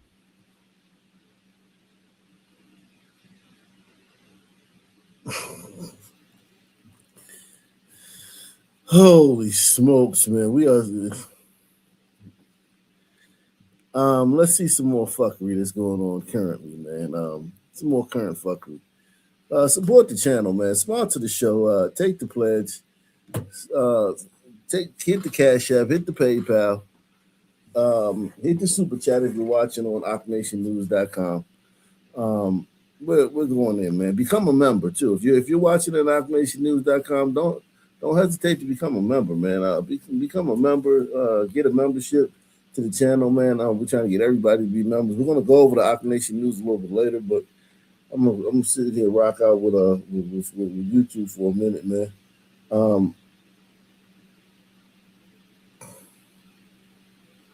Thank you, Happiness. Shout out to you, Happiness. Salute to Happiness, man. Happiness makes me happy. That's one of my favorite songs. Happiness by the Pointer Sisters.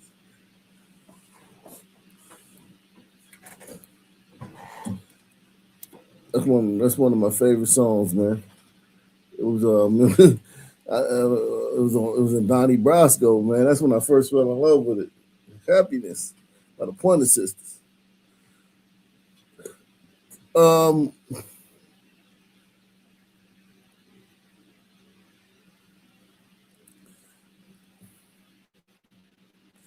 Shout out to everybody, man. Let's see what's going on.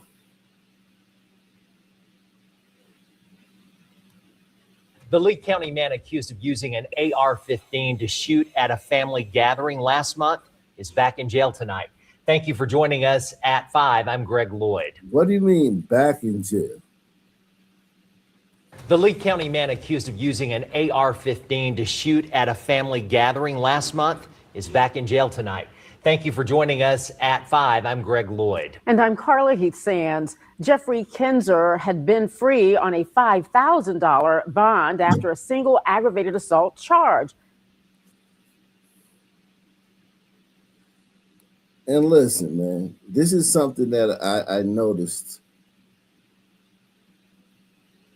And this is something that black people, I know once they figure this out, they're really going to be pissed off. Lowering the standard, lessening the punishments,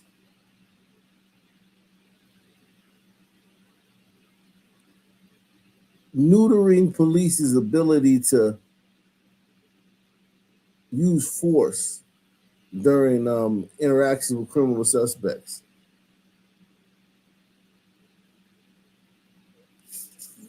Eliminating cash bail, mandatory bonds in some states for criminal suspects, and you can't use the fact that they're a danger to a society to keep them to prevent them from getting a bond. All these things that went into place because niggas was chimping out in 2020 not just Juneteenth, but all these law changes in all these jurisdictions to lighten the load on the backs of criminals.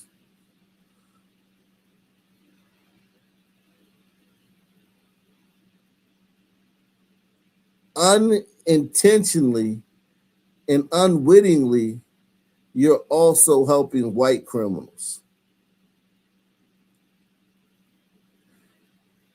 Because when they change the laws, when they go to a jurisdiction and they say, hey, this law is racist, get rid of the judge's ability to hold a suspect with no bond, because that's racist. We think that's racist. Da, da, da, da. Now the white criminal also gets the benefit from that. Press 1. The white criminal also gets the benefit from that. And I think blacks, because they think linearly, and they think in one dimension, not even two. Blacks think in one dimension. They didn't foresee that the white guy who shoots up the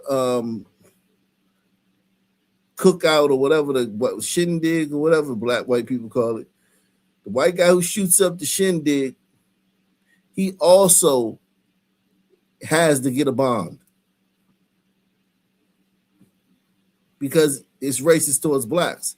So we had to change the law.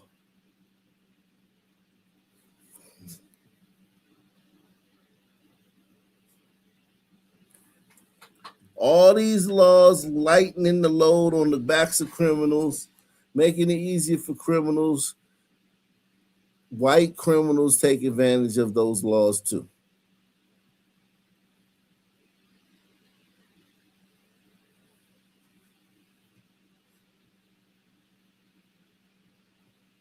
Kinzer had been free on a $5,000 bond after a single aggravated assault charge.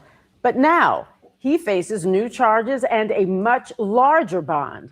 WALB News 10's Mariah Norman was at today's hearing and joins us in the studio with the latest. Carla, Greg, Kinzer's attorneys filed a motion that would allow him to return to the home on Autumn Leaf Drive, the same street that the shooting occurred. Now, the state pushed back, stating that Kinzer should not be allowed anywhere near the home where he allegedly yelled a racial slur and later fired shots. He can't harass or do anything to their property, do anything to their mailbox, be on their any of their area. But to just stay on the public road, go into his house, do what he has to do whenever he has to leave, but not stop. Your Honor, the incident that started was from him driving on the public roadway and beginning a verbal altercation with people, and later firing his firearm at him. I'm not in favor of him being in that neighborhood at all. I just believe that to allow that is to put him in a perilous situation as well as others.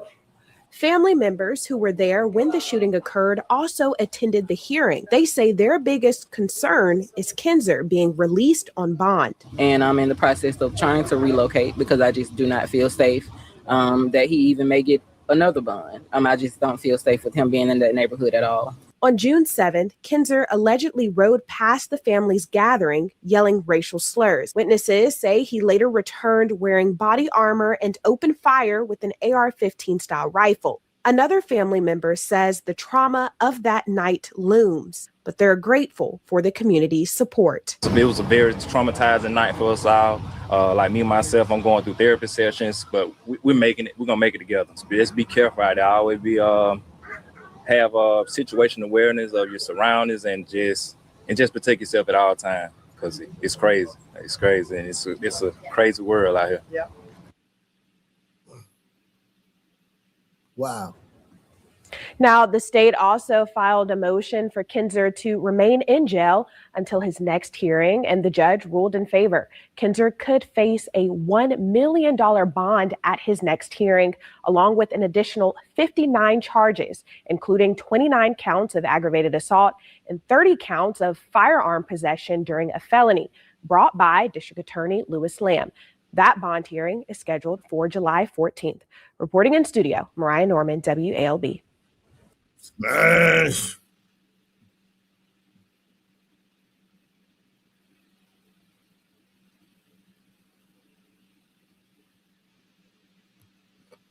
Well, the mayor of Arcola in Fort Bend County is facing multiple felony charges, and today he made his first appearance. Yo, every day there's some black politician getting arrested somewhere. Every day. Before a magistrate judge. Fred Anthony Burton is accused of a series of alleged crimes tied to his time in office, and that does include illegal voting, tampering with government records, misuse of official information, and fraud. Fox 26's reporter Leslie Delaspore is live at Arcola City Hall with more on these allegations. Leslie. Yeah, that's right. So I can tell you today, we've gotten some mixed reaction from people here in Arcola. But I also want to let you know that investigators say these allegations span back several years. We're going to break it down for you. So here's what we know so far. According to court records, Fred Burton was arrested Wednesday and booked into the Fort Bend County Jail on 5 felony charges. Those charges include 2 counts of illegal voting, 1 count of misuse of official information, 1 count of tampering with a government record, and 1 count of fraudulent securing of document execution. Now, the indictments allege Burton knowingly encouraged or attempted to help people vote in Arcola elections when they were allegedly not able to cast ballots. Prosecutors also accused Burton of using non-public information he was able to get as mayor to benefit another person in connection with the city contract. In a separate indictment, Burton is accused of presenting or using fake government records related to an estimate for the Arcola Food Court project. Another charge alleges he caused city council members to sign documents affecting the city's financial interests without their consent. Now, we also heard from residents that the current Arcola City Council member, Alexis Burton, at-large position 2, is Fred Burton's daughter. Now, Fox 26 reached out to the Arcola City Council as well as the Arcola Police Department for comment, but we haven't heard back yet at the time of this report. And we also spoke with a few people today about the news of Burton's arrest, including one resident who has lived here for about 50 years and didn't want to be identified. The long-term resident told us there had been previous disputes involving Burton, former Mayor Vita Williams, and former City Council member Ebony Sanko, adding they didn't have much insight into those issues, but they were shocked by the arrest. Small town politics, you run the family, you run the town. Always been issues in the local government. He wanted it done Fred's way and no other way. The things that they talk about, the way the government is run. We had a previous mayor that in the middle of a council meeting said that this is my town and I will run it the way I want to. There have been things that have been said by other residents about this man previously, that he was a crook and he was crooked. And the food court, he funneled some money from the food court into his own pocket. And we do know some of the election fun that's gone on with picking up residents and bringing them in to vote. Go to meetings. People need to show up and vote.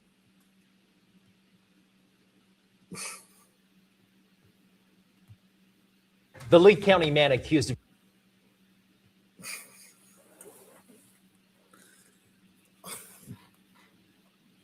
Black politicians, boy. Woo! I tell you, man. Video this afternoon that shows people running from a basketball court. This is in Southwest Philadelphia after gunfire erupted there. 4 people were shot. This shooting is just one of more than 24 that have happened in the city over the last month. NBC 10's Aaron Baskerville is live in North Philadelphia, where a program is working to keep young people safe from the violence over the summer months. Aaron. Fred, a lot of people doing a lot of good work in the anti-violence community. Right now, we're outside of Winchester Recreation Center in North Philadelphia on 15th Street. You can see what the sign says, Summer Night Lights. That program continues today. It runs until August 14th, Monday through Friday, 4 to 8. You can come down here, family events, kids can be safe. You can see they're setting up for the night right now. Most of the stuff doesn't kick off until 5 o'clock. Like we've been talking about, unfortunately, the weather is heating up, and so is the crime. New surveillance video shows what happened at the basketball court near 68th and Harley in Eastwick last night. You can see a fight broke out with a guy slammed to the ground. There's more scuffling. Then moments later, someone took out a gun and fired shots. Investigators say the gunman shot 4, but no one was critically injured during the shooting. Witnesses talked, but are too scared to show their faces. I don't even want my wife walking that way to go to church. It's crazy around here now. Like I said, I ain't never seen nothing like this. In more of the video, you see a guy running back after the crowd with a long gun. Teenagers scattered all over running for safety. There have been back-to-back mass shootings in Philadelphia on Sunday and Monday nights with at least 9 shot, many teenagers. At the Young Chances Foundation summer camp, kids are off the streets and away from temptation. Executive Director Tyreek Glasgow tells NBC 10 many teenagers don't believe in tomorrow. What was going through your mind the past couple of days? It's frustration, because I understand that this is how they communicate now. They communicate through violence, through guns. According to the latest crime numbers, violence is spiking over the last month. From the middle of May to mid-June, there were 19 homicides. Over the last 28 days, 27, up 42%. As for shooting victims, there were 68 in that May to June timeframe, 83 the last 4 weeks, up 22%. Anti-violence groups say showing kids life outside of their neighborhood is another way to help. We look at this violence, it's basically predominantly in a 4x6 block radius. So if our kids can think outside of this box and understand that the world is bigger. Yeah, life lessons they are teaching kids. You can take a look at the setup right now out here at Winchester Recreation Center. They've got some things for the families and the kids. They've got some more kind of arts and crafts supplies as well. I'm told today will be centered around some programming inside the facility for families. Mondays and Fridays out here are the big block parties. When it comes to those 2 mass shootings the past couple of nights, police continue searching for both of those shooters. For now, we're live in North Philadelphia. Aaron Baskerville, NBC 10 News.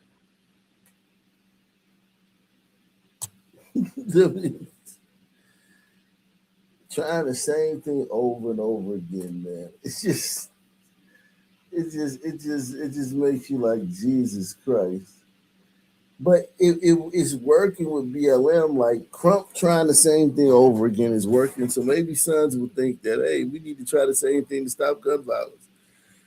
Because Crump is trying the same thing all over again. This shit working. Fuck. Nobody cares about that. What was going on in all these black communities, all these violent, but no one cares about that.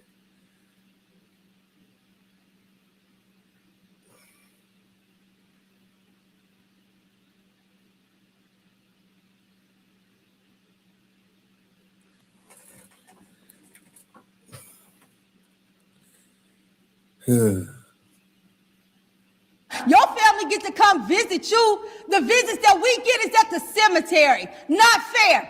Emotions high in a Hamilton County courtroom as Ryan Brown is the last of 3 suspects sentenced in the shooting death of Demaya Barton Pickens. Brown admitted to driving the car in the drive-by shooting on July 10th, 2023. Police said Kasim Dixon and Brown fired about 28 shots into the home on Plainfield Avenue, hitting Demaya and grazing another child. Mr. Brown, you heard what the prosecutor said. Is that all true, sir? Yes. Demaya's grandma was also in the house at the time. She wasn't injured and spoke at Tuesday's hearing. Do you know how big that darn hole was that I seen through my door that went through her heart? Do you know how that make me feel? You did that. You caused all this pain to all of us. Brown agreed Demaya's uncle was the intended target. He was originally charged with aggravated murder, and felonious assault, but took a plea deal, pleading guilty to voluntary manslaughter and felonious assault. Demaya's mom also spoke in response to his guilty plea. I feel you should have got it the worst. You knew her personally. You was around my baby. Bought her things.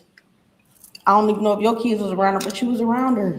Brown chose not to speak at the hearing Tuesday, avoiding eye contact with Demaya's family. While you made one decision, our family received a lifetime sentence of grief.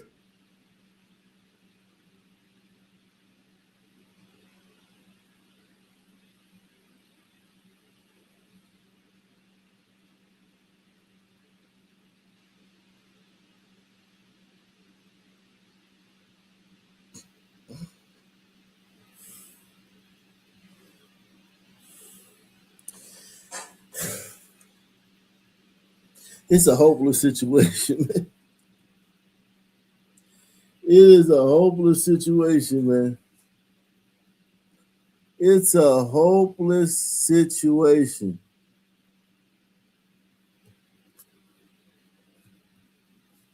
Tonight, we have new information on the murders of two people that happened in Irondale over the weekend. Police say LaDerek Layden Broadix is charged with capital murder in this case. Give me a race on LaDerek. Give me a race on LaDerek. What is LaDerek's race?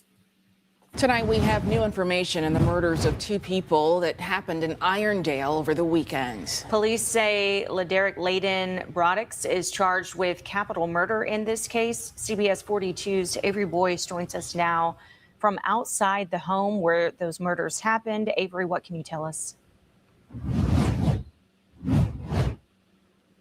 After talking with some close friends of the victims, I learned that the people who were killed inside this home on Sunday, they were dating, and one of them leaves behind a 12-year-old son.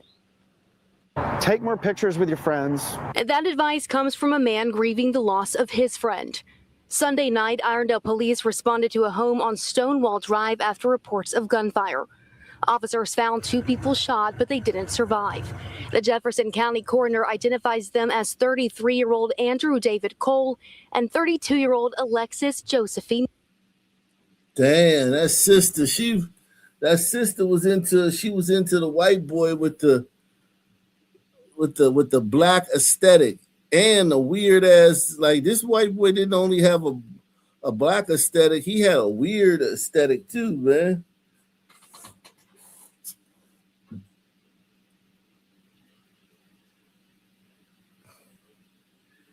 They look like they really loved each other, you know, black or, you know, because we supposed to act like it's shocking when black people and white people get along. They say LaDerek killed both of them, man. LaDerek was like, "You leaving me for a white boy?" Honestly, though, brothers do get offended by that, man. I'm sure we already know white people get offended by that. We see 4chan and shit like that. White dudes are not happy when a pretty blonde starts dating brothers. They not happy either. Difference is some man will kill your some man will kill you. That's the difference. Some man will kill you. Press 1. That's the difference. Shout out to Mayo Monkey, man. Mayo Monkey's in the building. Some man will kill you. That's the difference. That's the difference. Some man will take you out.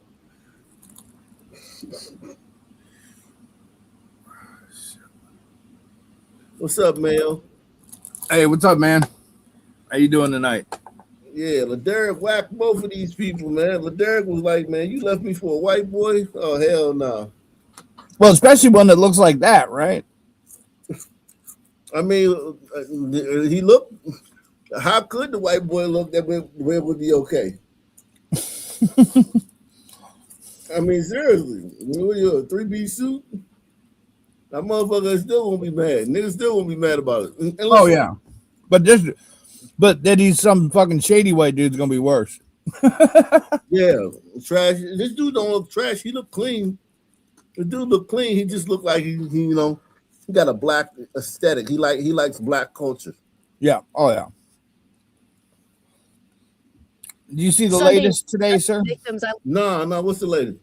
On the Nolan Wells, the two girls who were talking about the somebody they know who moves bodies. We covered that. Oh, okay. What did you think about that? What did you think about that? Ain't no fucking way, dude. Because you know how they move bodies in airlines, man? Like they move everything else in airlines, dude. It's fucking refrigerated cargo. That's it. It ain't nothing special. You ain't gonna see the bodies. No, and you ain't gonna break that seal either. Because that shit gets checked on and off the plane.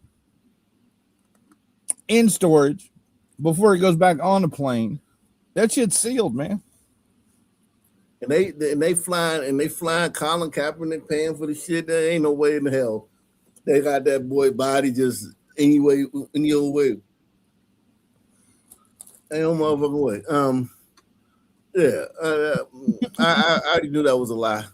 I already knew that was a lie. Especially when I heard they shipped it face down. Yeah, that don't make no damn sense. These people, you can tell the story's falling apart. They can't tell you anything about why they thought the messages was deleted. Mm-hmm. People are starting to realize that it wasn't just them because in everybody's mind, it was a remote island. These 4 white boys lured their black friend out there, did something to him, and then left and went back home. Yeah. Now people know that there were dozens and dozens of boats. 100 plus people. Hundreds, if not thousands of people out there. He's the local star football player. He knows every fucking body in the town. You can't leave him somewhere like in his own town. He's the star football player. There's no way where you could just leave him. No. Hey man, we left Nolan, man. Oh man, Nolan can't get the fuck out of here, man. He knows everybody in the town. This is what I think, right? He had too much to drink. He went out in the water off that end of the island, which is the bad end with the rip current and all that shit. Mm-hmm. And he walked out in the water to take a piss, and he got swept away. Fast. And it can happen Yeah. fast because nobody probably heard him scream. You know if he even had a chance to scream if he panicked. Yeah. You panic while you're getting drug out, man. You ain't gonna be above water fucking 30 seconds.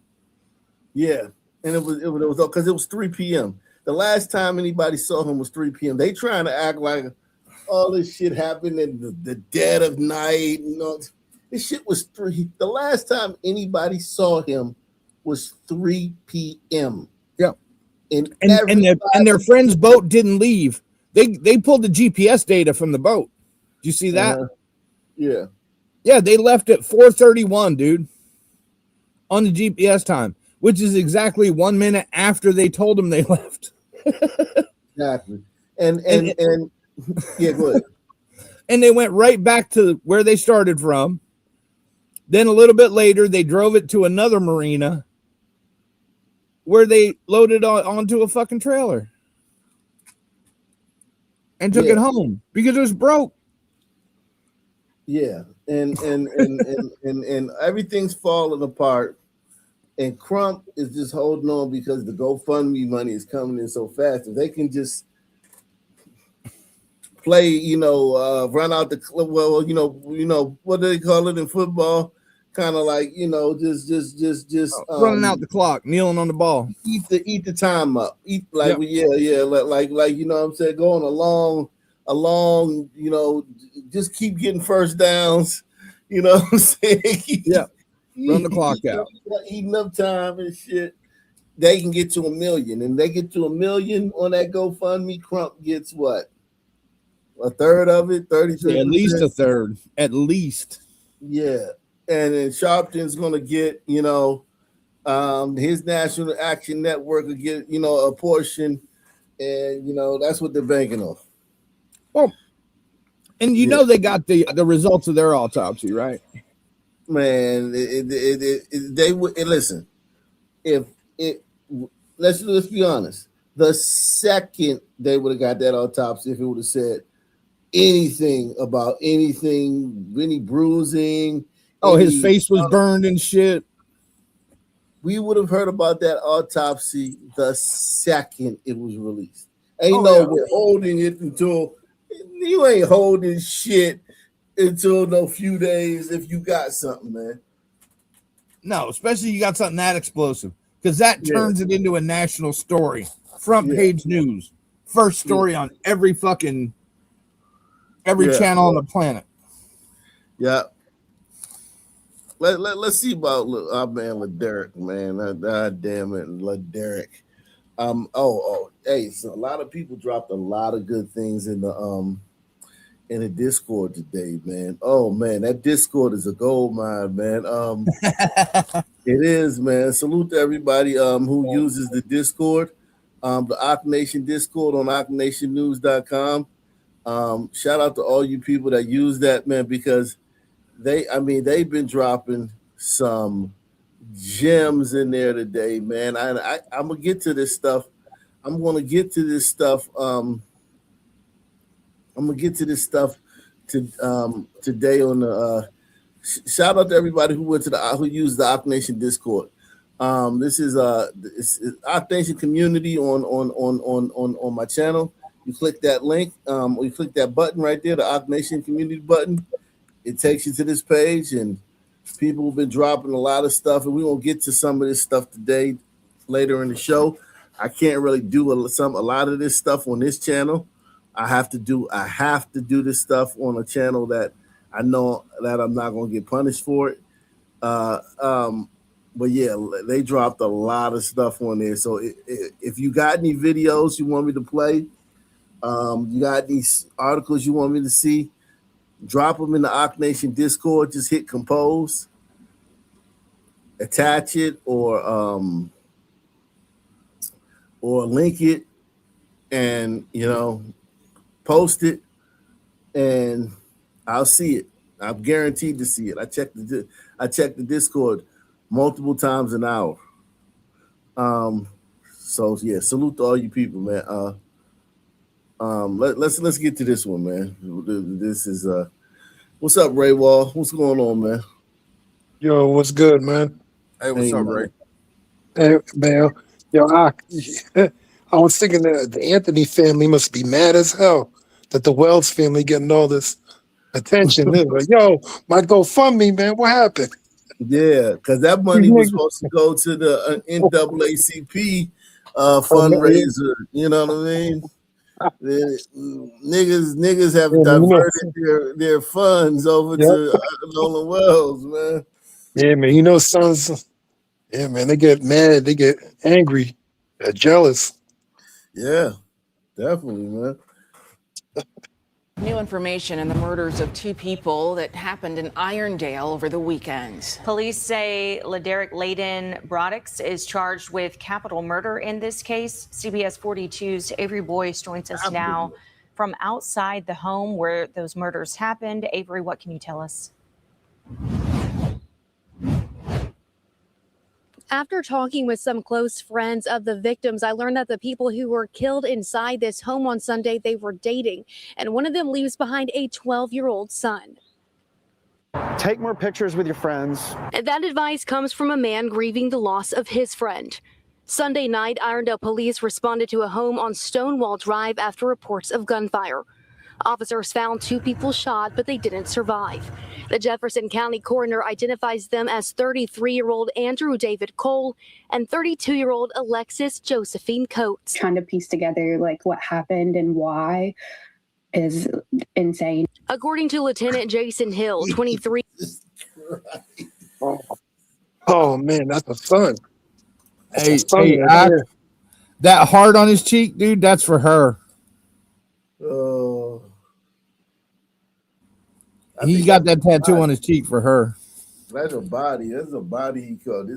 This wasn't this son man's first rodeo. Oh, smoke. Look at her tasting men, though. She got interested tasting men, man. Oh yeah, she got a gang fetish. Sisters love that, you know that. This white boy was brave to date behind this guy. This must have been a badass white boy because shit, you know this nigga lurking in the shadows, man. And he mad, he jealous. Oh shit. That's crazy. That white boy must have been he was a different kind of white boy, man. That's probably what attracted her to him. He was probably like, maybe he carried. Maybe this white boy carried or something like that. I don't know. You know, he's a carrier. And the house looked like he had money.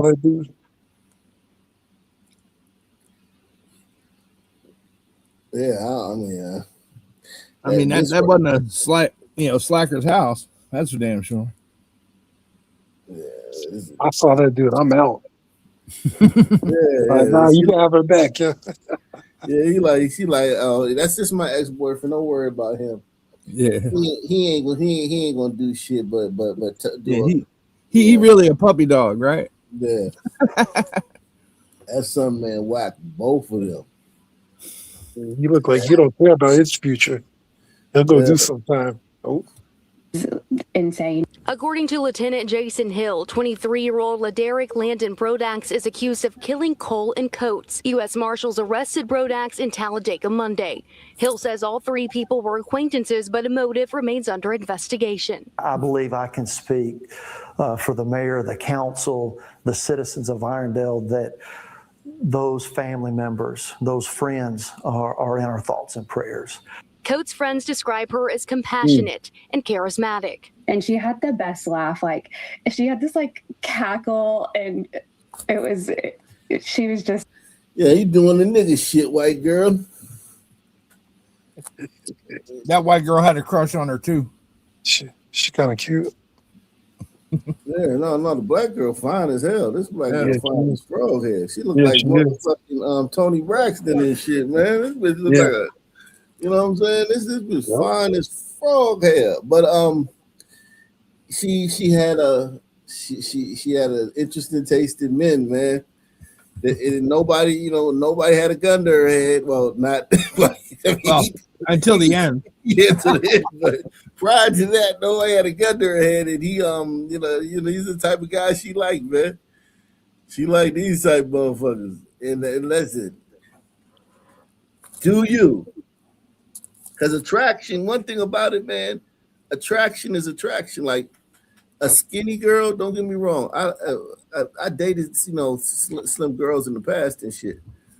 But I prefer like a girl with a vavoom, you know what I mean? Of a hourglass shape, right?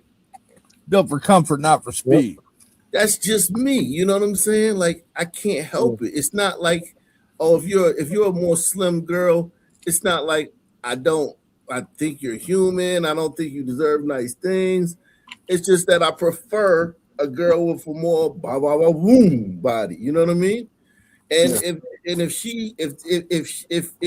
this would get her coochie wet, and a nigga like me or Ray Wall or Mayo Monkey, we don't get her wet, it would be frustrating for her to date us because she wants the guy she's attracted to that makes her wet.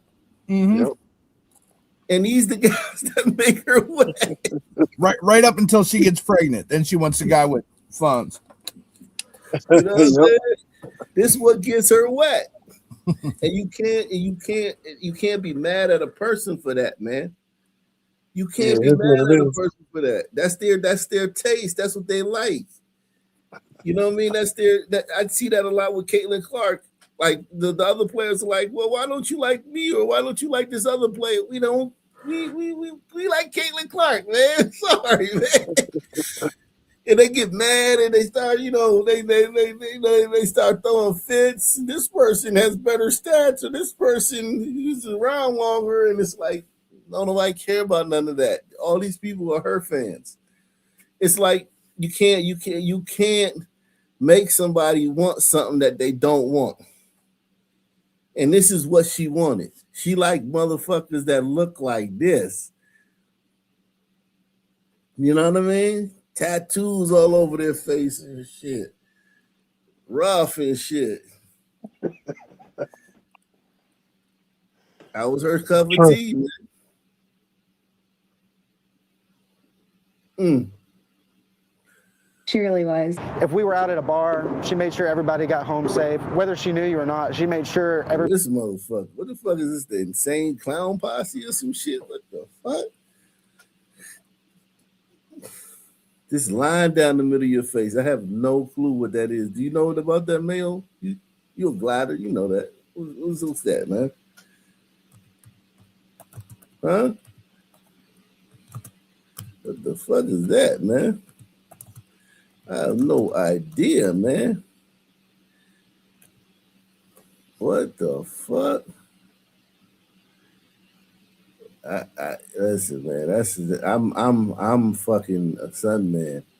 I don't have clue what none of that shit means, man. If anybody in the chat knows what this is, man, please tell us. Everybody was safe. She was like the mom of the group, if that makes sense.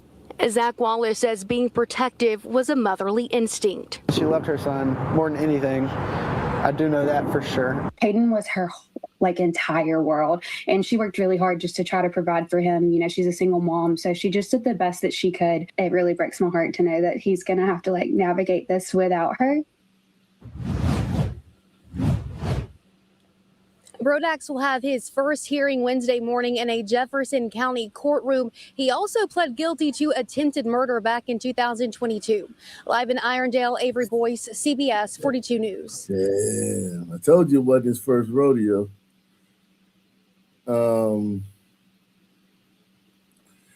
Jeez.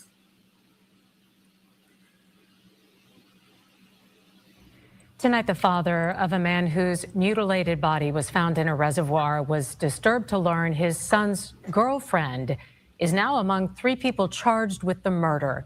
Channel 2's Tom Jones is live in Douglas County. And Tom, investigators say the girlfriend tried to throw them off.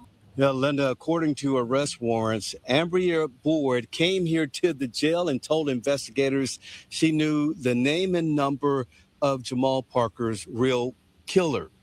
That's when investigators looked into it and found out Boyd was friends with his real killer, was at the killer's home, and was with Jamal right before he was killed. Jamal's father says he wants everyone involved in his son's death in custody. All of it. Mainly this last one, which was his so-called girlfriend. The father of 37-year-old Jamal Parker says murder suspect Ambria Boyd was his so-called girlfriend. He was surprised to learn she's accused of killing his son, since he says she's been so torn up over his death. She been corresponding with Jamal's mom like she didn't know what was going on. Investigators say that's not all Boyd has been doing. They say she came forward saying an unknown caller told her the name and number of Parker's killer. Investigators determined that name was false, and Boyd was friends with the real killer, was staying at that person's home, and was with Parker a few hours before he was murdered. Parker's father thinks he knows why she came up with a false story. It seemed like to protect herself. Brittany Baker and Mario Barber also face murder charges. Police searched a home they were living in for 4 days after finding Parker's mutilated body in the Dog River Reservoir back in May. Charles Parker says detectives have told him to expect more arrests.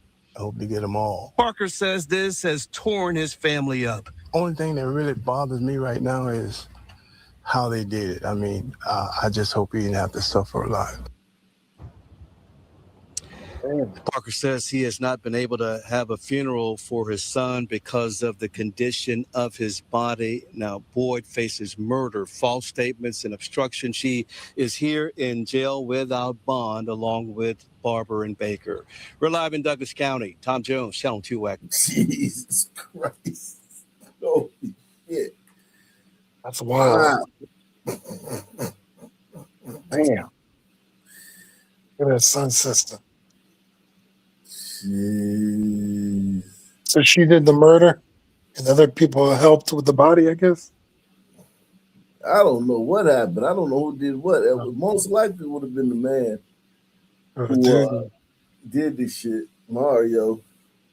But she probably lured him there, set everything up. Mutilation of the body. Jeez. This is a I don't rough know, one. man. Son says to shoot people. I saw a story. Some dude was about to leave, and the girl, he slammed the door. And she's like, "You slammed my door," and shot him. Oh yeah. You saw that one? Yeah. They don't play no games, man. I think it was Vegas or something. Yeah, they don't play no games. Sun sisters will whack your shit. You ain't lying. Wait.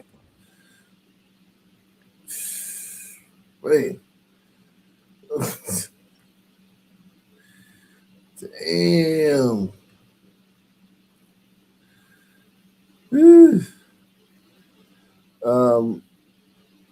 Some man said he wanted them under the jail. Yeah, and he's right, man. And man, put those motherfucking niggas, those pieces of shit, put their asses way under the jail, man. Let me see something, man. Let me go to X, man. We're gonna go to X right quick, man. Shout out to everybody, man, that's watching the show. We got 4 people to sponsor today's program. We're looking for 10, man. We're looking for 10 man, like the Wizard of Oz, man. Can we get 6 more people to sponsor the program? And man, it's been a great show, man. Been a great show so far. We gonna kick in the extra gear, man. We're gonna kick in the extra gear, man. Here in a minute. I need some water. I really need to get some fucking water. I ain't gonna lie, man. Need to run upstairs and give me some motherfucking water, man. But let's see what this son man talking about, man.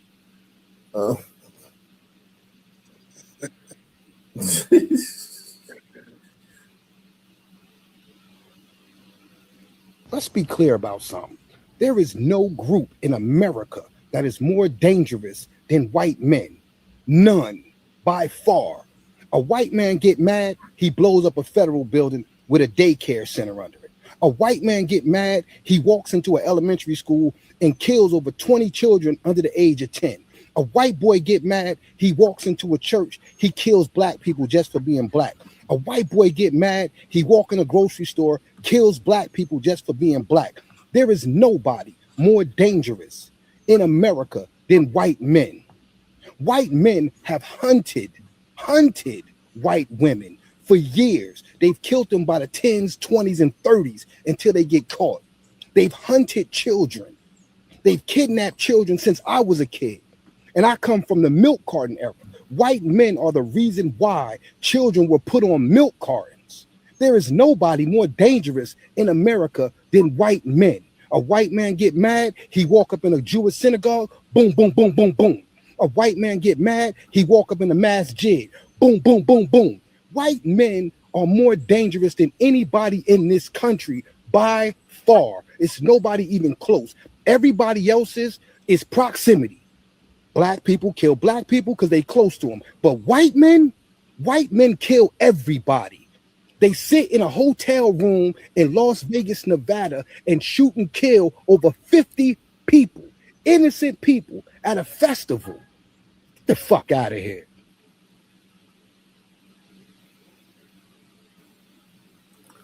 Wow. Salute to Eric S. I mean,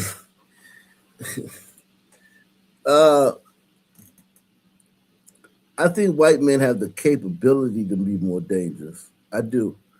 Their brain power, they can create biological weapons, they can create weapons of mass destruction, they can create bombs and all types of weapons. So yes, white men have the capability of being more dangerous. White men could wipe everybody out if they wanted to.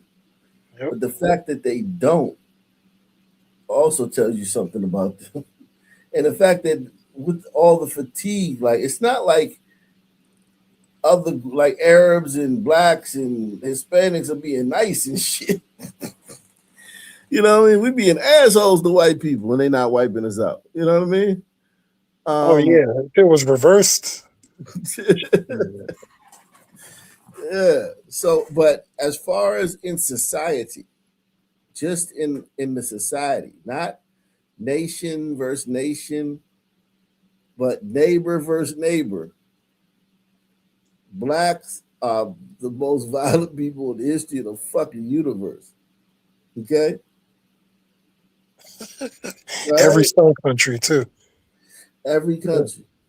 Every country where we are, where the crime. When people talk about crime, they're talking about the black population of their city, of this country, whatever. So yes, white men, because of their brain power and their ability to work together and the ability to solve problems, they have created a lot of weaponry, fucking fighter jets and shit, motherfucking, submarines and shit, yeah, bombs and cruise missiles and shit like that. Yes, but they don't use that shit like niggas. If niggas had that shit, Oh man, you can forget it. holy shit. If Arabs had that shit, that's why they won't let Arabs. That's why they don't let the Arab countries get as when they think one of them Arab countries try to get weapons, they go in and take them shits. They say, nah, you can't have these motherfuckers. Y'all niggas don't think right. 14-year-old boy charged with murder after allegedly ordering pizza to an abandoned apartment, then fatally shot the delivery driver in the head upon his arrival in Philadelphia. Remember a few nights ago, we did that story? We didn't know it was this kid that did it. Remember that? Damn. The, Yeah, the, yeah. the press one, if you remember that. The Philadelphia, I think it was DoorDash. It wasn't just pizza, it was like a DoorDash situation. He was a food delivery driver, and they say somebody just ambushed him, and they say some people were seen running away in hoodies or some shit like that. That's the only information they had. Now they got the kid who did it. 14 years old. Wow. God. 14 years old. Oh shit. For no reason. Well, he probably wanted the pizza. I think he killed them. You think the guy said no, or he hesitated too long? And I mean, this is a 14-year-old kid, so it could have. It could have just been like, everything. He tried to do his best, but he's not good at. Like, he's 14. Yeah. Guy could have cooperated to the fullest and still got shot. You're 14 years old. You know what I mean? You're 14. You're fucking asshole. Yeah. Or anxious, should I say? Yeah. Yeah, it's yikes. Yikes. What do you think should happen to him? Or what do you think will happen to him? What do I think should happen to him? I mean, charged as an adult. He killed that guy. That guy was out here just Doing his job. Yeah, that guy was just out here doing his job and shit, delivering food, and he fucking blew his head off. Yeah, I mean, like, charged as an adult, prosecuted to the fullest extent of the law. Like 1,000 years or whatever, and it's sad, man. Trust me, I get it. That kid don't even understand, like, taking a life. You know what I mean? Like, a grown son, man, don't really understand the gravity of that shit.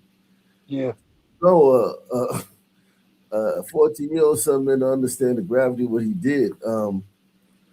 But if it goes to trial, you're not going to feel any remorse when the family is crying. You're just going to be like, well, whatever, man. Yeah.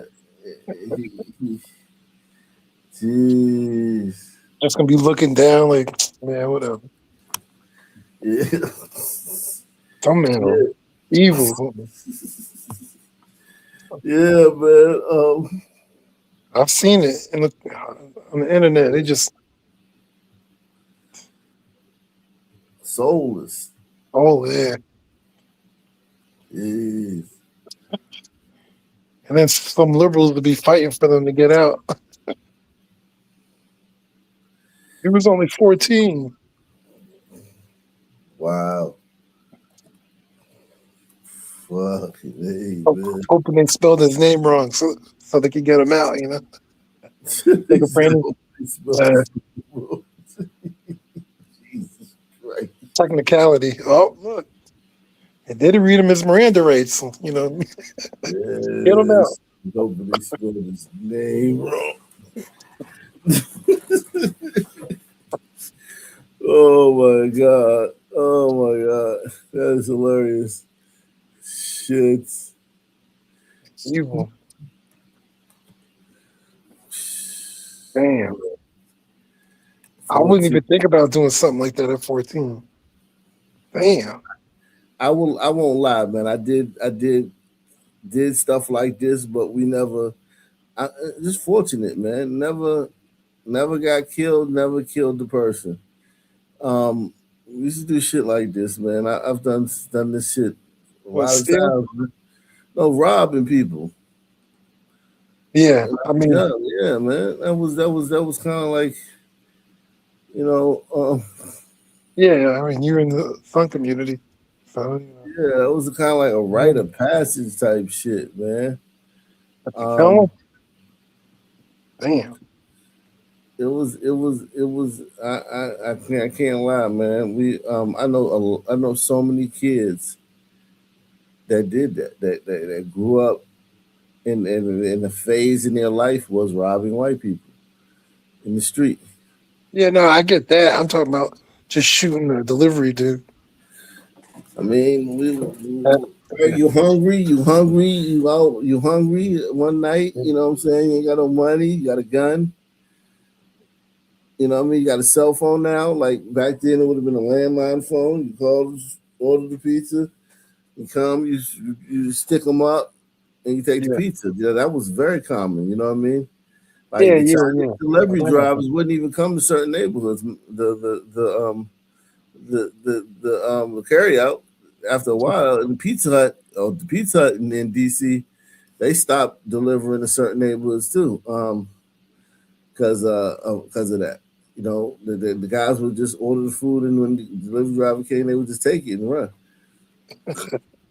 Yeah, that was a big thing back in the 80s in DC. It was a big problem. You know what I mean? Yeah. Big I'm sure problem. it wasn't every Sun City. Yeah, definitely. I mean, but a lot of times they would just snatch it and run. Like they wouldn't even need a gun and shit. They would just snatch that shit and run. Jeez. We got 5 people on the board, man. We're gonna go back in history, man. We used to do this a lot. A lot of you people are new.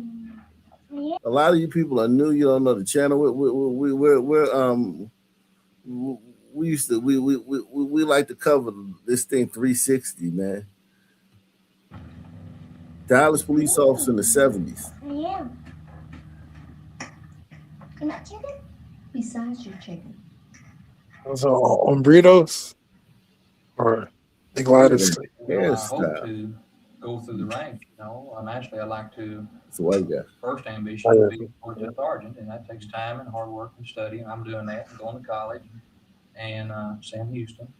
And education is a big part of our police department now, and growing part. And there's no longer a dumb cop on Dallas Police Department, so I'd like to get my education and then go through the ranks. You know, that's my desire to do that.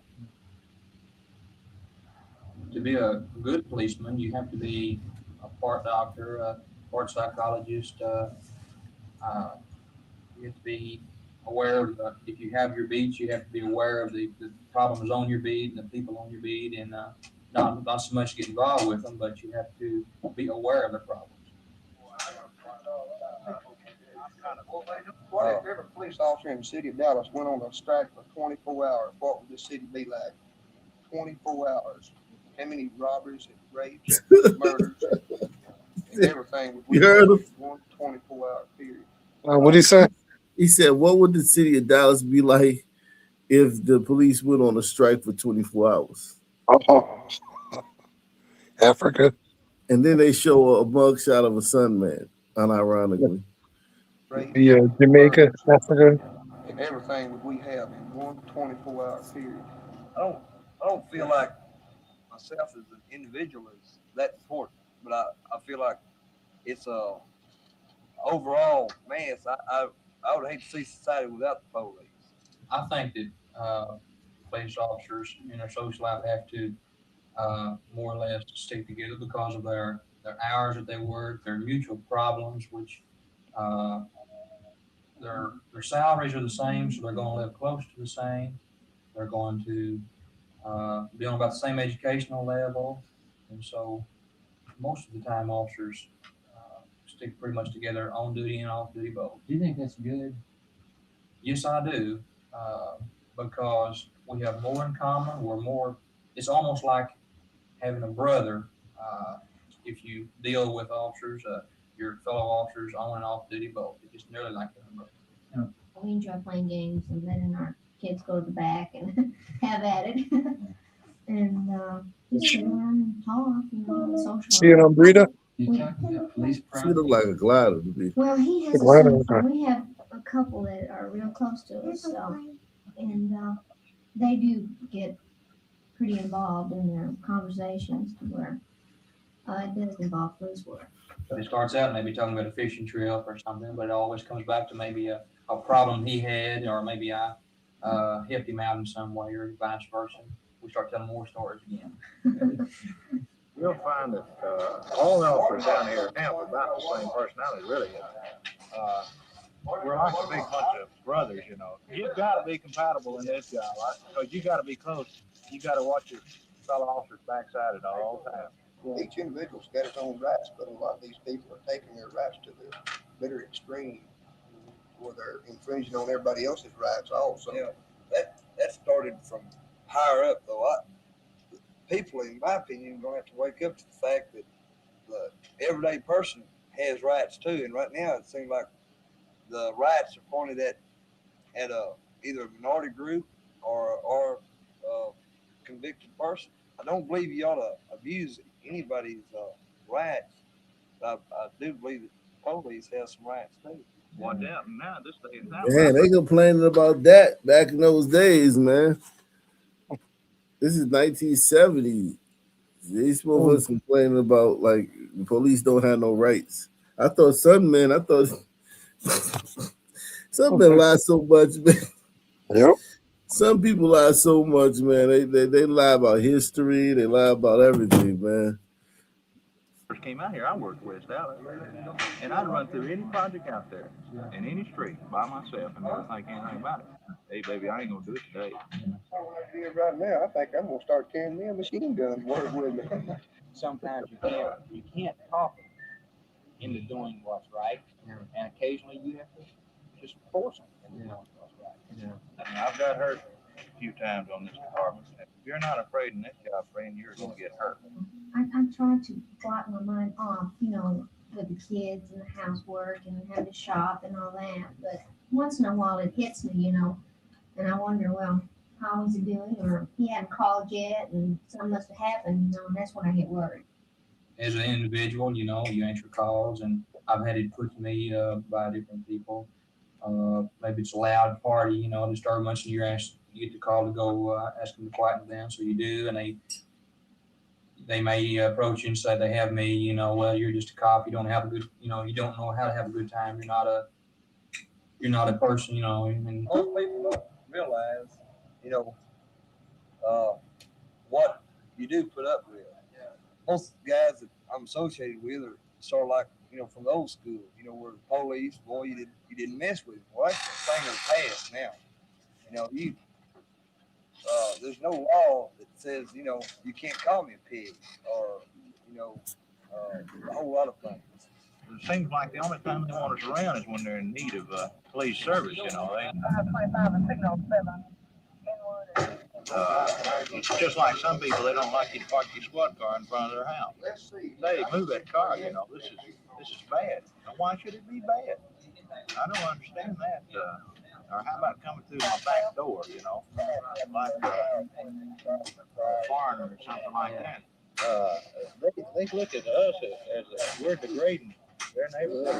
I don't understand that. We do have feelings, and when they get out here and they start cussing us and one thing then another, that it does take a lot of restraint. And occasionally, we just take more than what we think we should. And let's face it, we're just human, like I say, and occasionally somebody will break down.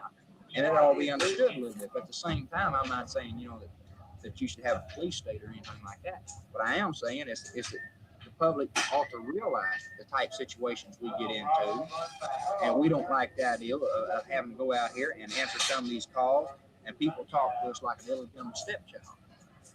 The Democratic convention say when they start throwing manure, human manure, and things of this nature, how much are we expected, you know, to take?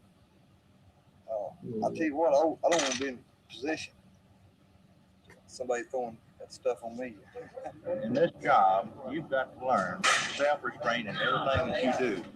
You can't take offense to anything that somebody's going to say to you. Because I've been called a son of a bitch, I don't know how many times, and much worse. And I've been spit on, hit at, kicked down, run over, and everything else. And he said he'd been hit, spit on, kicked down, run over, and everything else. 1970s cops. I thought cops had all the power back then. They can do whatever they want.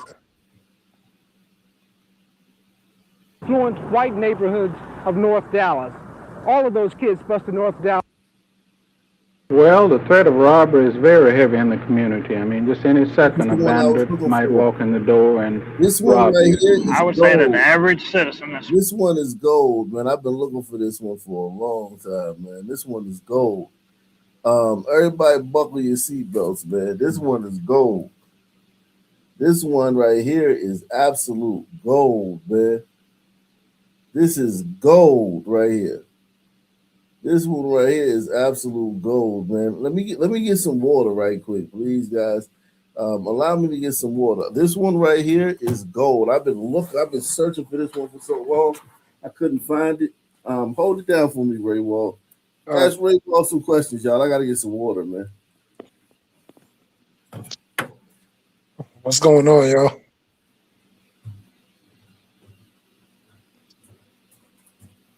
Free public housing and still ungrateful.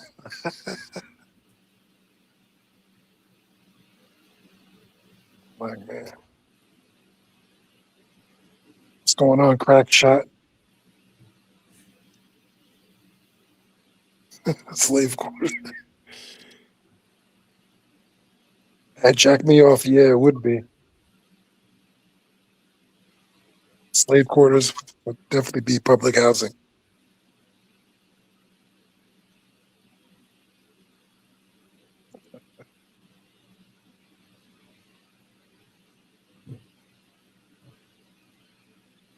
People we have in the chat.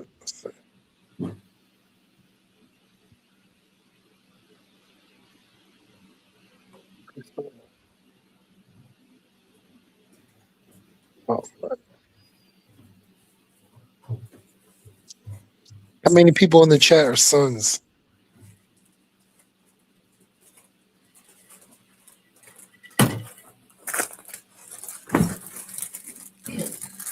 Salute, guys. Salute, guys. This one is gold right here. This is pure gold.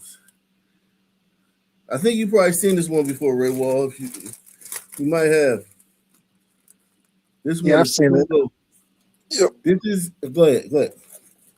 Oh no, I remember the this guy right here. Yeah. This is the 70s. Everything that some black people said about how they were treated back in the day is a lie. Black people acted the same exact way back then as they do now.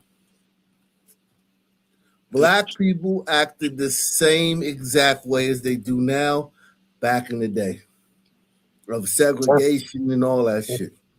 Well, the threat of robbery is very heavy in the community. I mean, just any second, a bandit might walk in the door and rob you. I would say that the average citizen, especially the ladies, are afraid to get out after dark.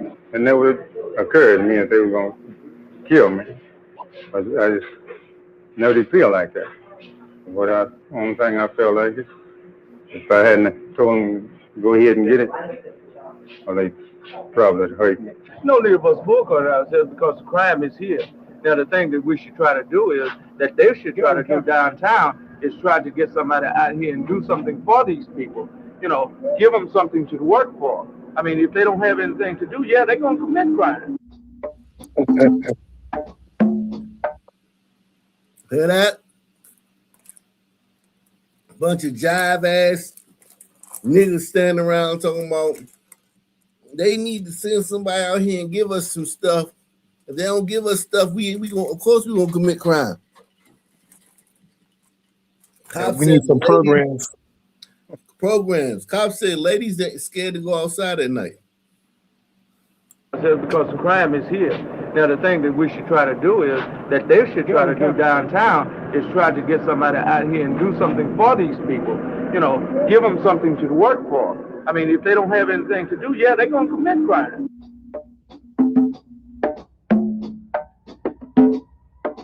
In his book, Crime in America, former Attorney General Ramsey Clark wrote, "When you put poor education, poor employment, poor housing, and poor health on the map, and then put high crime on the map, you've marked the same place every time. We breed our crime." In Dallas, that violent place on the map, where more than half of the major crimes occur, is the ghetto. It covers less than 1/10 of the city, but contains most of the rape, murder, burglary, robbery, and assault. And most of it is black crime. In 1972, blacks were involved either as perpetrators or victims in almost 2/3 of all violent crime. Drive through the narrow streets. 2/3. 2/3 of, and they said their area only makes up 1/10 of the city. The area where the black people live is 1/10 of the city. They make up 2/3 of the violent crime. And this is when, you know, cops, racists, oh my God, this is the South. It don't get no more South than Dallas. Yeah. Okay? Dallas is the South. Major crimes occur is the ghetto.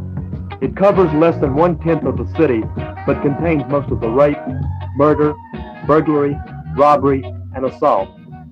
And most of it is black crime. In 1972, blacks were involved either as perpetrators or victims in almost 2/3 of all violent crime. Drive through the narrow streets in the major crime belt here. Along Hall Street near Roseland, you pass the Busy Bee Cafe, the Red Door, Black Gale's Domino Parlor, the Congo Club, the Ascot Room. This is the pastime sanctuary for the men who consume barbecue, hot links, Ripple, and Thunderbird wines. So why is it also the sanctuary for most of the city's crime? We have more people on the street. We have more people in this area than you do have in the other areas of Dallas. I'm sure that would account for part of the statistic. It's a number of things behind crime. For one thing, most of these guys can't get any jobs. You know, the young fellas can't get any jobs, and they're idling around and so forth. And it's just a problem. About 90% of the major crimes committed are not committed by the people in the ghetto, people that's in other areas. But it's just a poverty area, and these young boys don't have any food or any money, and they're going to take some means of getting it. Well, I don't believe it's really, you can classify it as a low-income area where you have a high concentration of people in one specific area, and these people don't have any place else to go but out on the streets. Then naturally, you're going to have more crime. I live in South Dallas myself, and I was, among the same people that he's talking about without anything to do, but I didn't resort to crime. Well, this is a different generation that we're dealing with now. But I was speaking of the present or the past, or we just speaking of We're South talking about general. In general. Yeah. In general. Well, this includes that. Yeah. I had the same opportunities that you have, which was very, very limited. None at all. But I didn't resort to crime. The average family income here is less than the government-established poverty level. You can buy a used car for $10 down and no credit check, or stay in the Ross Avenue Motel for $2.50 and up. Men in suits are from the finance company or police. Haircuts are 95 cents. Positively no personal checks accepted. The story is much the same in South Dallas on the other side of the Central Business District. Bitterness and resentment are easy to find.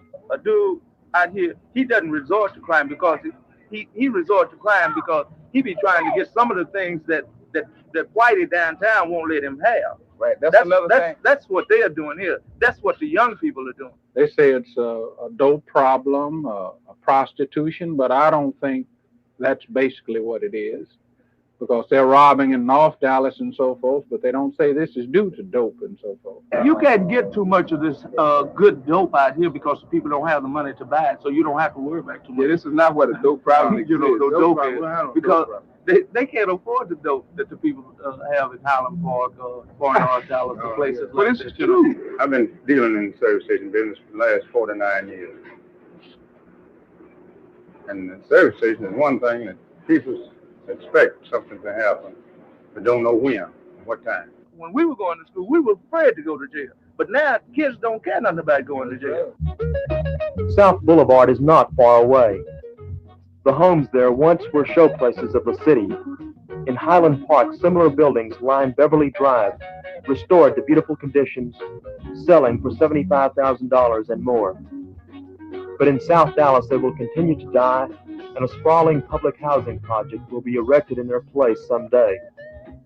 One of those who has seen the ghetto deteriorate over the past 46 years is Theodore Greer, a successful bail bondsman who has worked in this poverty area since 1926.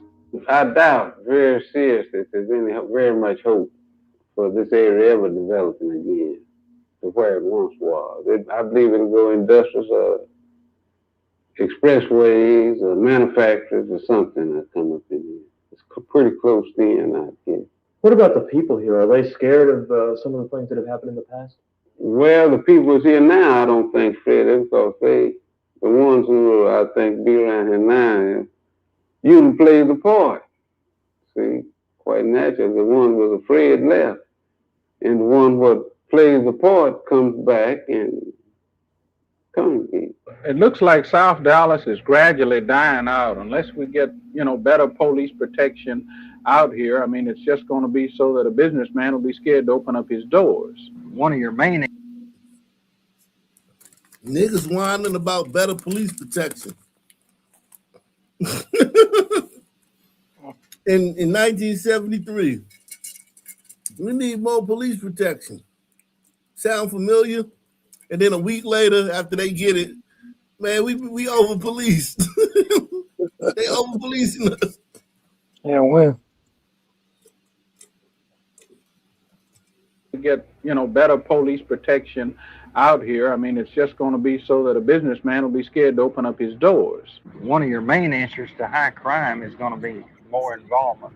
The people get more involved and report these crimes to the police and getting more information to the police when we get on the scene of a crime. The more the people help us by telling us what they see, the more we can cut crime. Crime? Poverty. How are the two related? Clearly not all poverty causes crime. Otherwise, all the poor and only the poor would be criminals. Let's be frank with ourselves.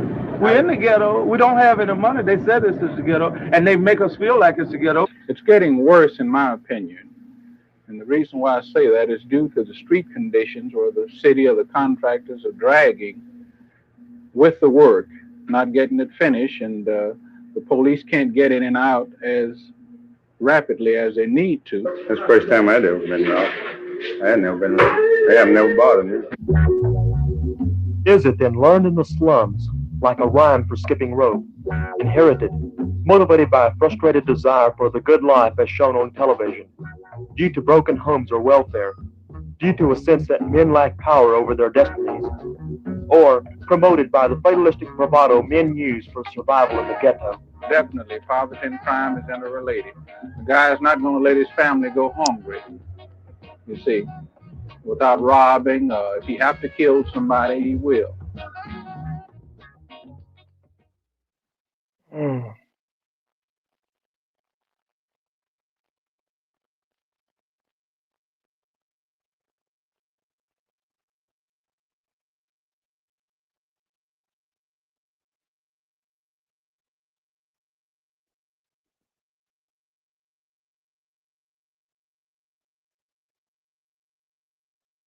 You're muted, Doc.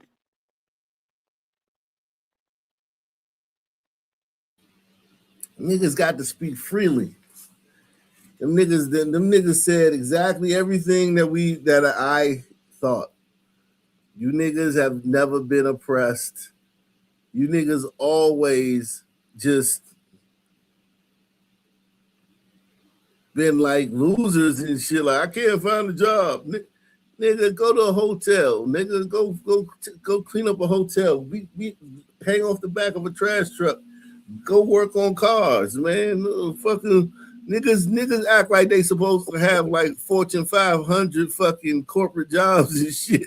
Yep. Like, nigga, you hang on the corner, nigga. Go work at a motherfucking, you know what I mean? Go work at a fucking warehouse somewhere. Yeah. You know what I mean? Work at a convenience store, work at a supermarket, stock shelves overnight, nigga.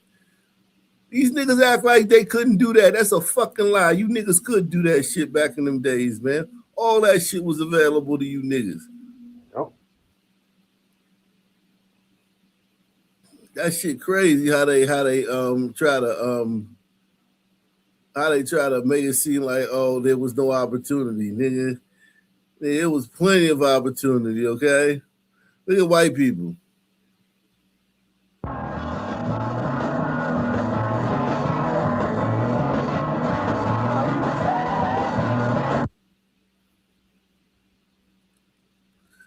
Look at white people.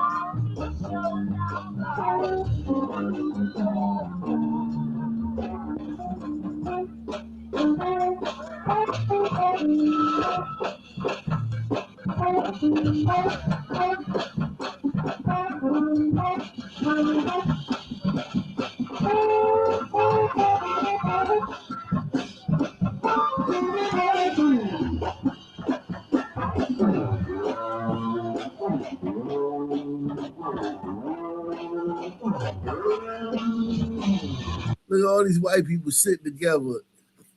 Like, nobody's like, niggas, press one. Niggas could, a group of niggas like this couldn't sit together that chill and that relax and that calm. Niggas gonna be on edge. Even if it's not no violence, they just gonna have a different energy to them. You know what I mean? Yep. Like, they're not gonna, they gonna be, you know, even if they're not shooting and fighting, they're gonna be just more touching and moving and taking up space. These gliders sitting here listening to this music. These are young gliders too.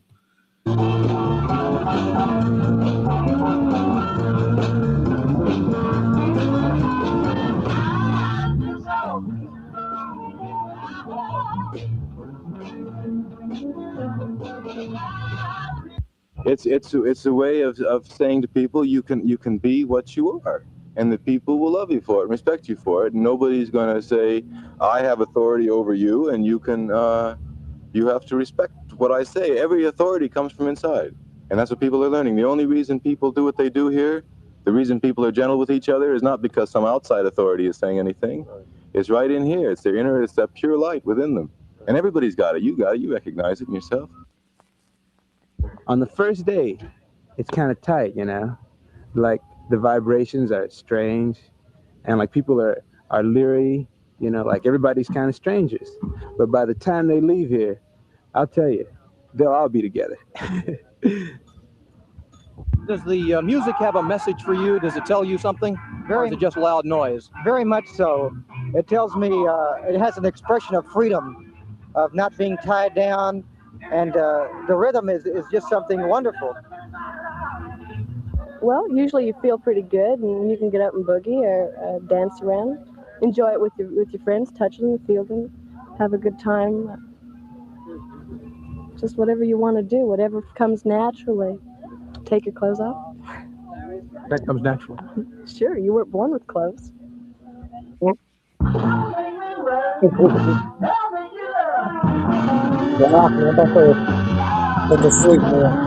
Huh? I'm about to head out. All right, man. You take it easy, man, bro. All right. Take it Take easy, it easy. man. I'll Take see it you easy. next time, man. I'm just sitting here rocking on for the people, man.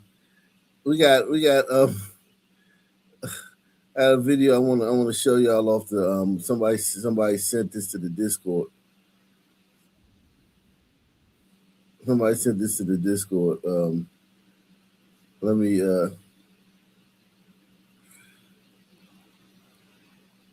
play this. Here we go. We're gonna play this one. We're gonna get back to this. This anything you want me to play during the show, just put it in the Discord. It makes it so much more easier for me than an email. It's so much more easier than the email. An email is like, it's cool, don't get me wrong, but for a video, I just go straight to the Discord. Like this guy, he just sent this to the Discord. A young Mobile mother who was pregnant with her third child was shot and killed at her Ziegler Boulevard home Friday night.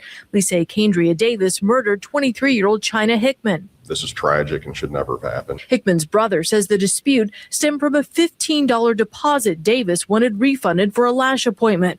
On the day, a $15 refund over a lash appointment. She whacked this sister out.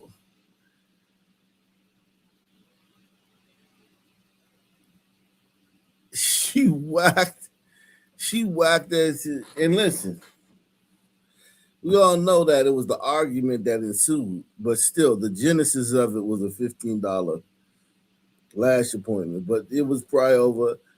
Bitch, give me my motherfucking money, or I ain't playing with you, girl. Who the fuck you think you talking to? I'm talking to you, bitch. Give me my motherfucking $15. I'm gonna smack the shit out your bitch ass. Oh hell no, you got me fucked up, or you talking to the wrong one. Yeah, it was over all that shit, but at the end of the day, it was over $15. This bitch killed the bitch, and she looked like she ready to go do her time. Like blacks do not be afraid to go to prison, man. Like going to prison for your rest of your life, it hit blacks different, man. It's like everything else we talk about. It just hit us different. It's not even like,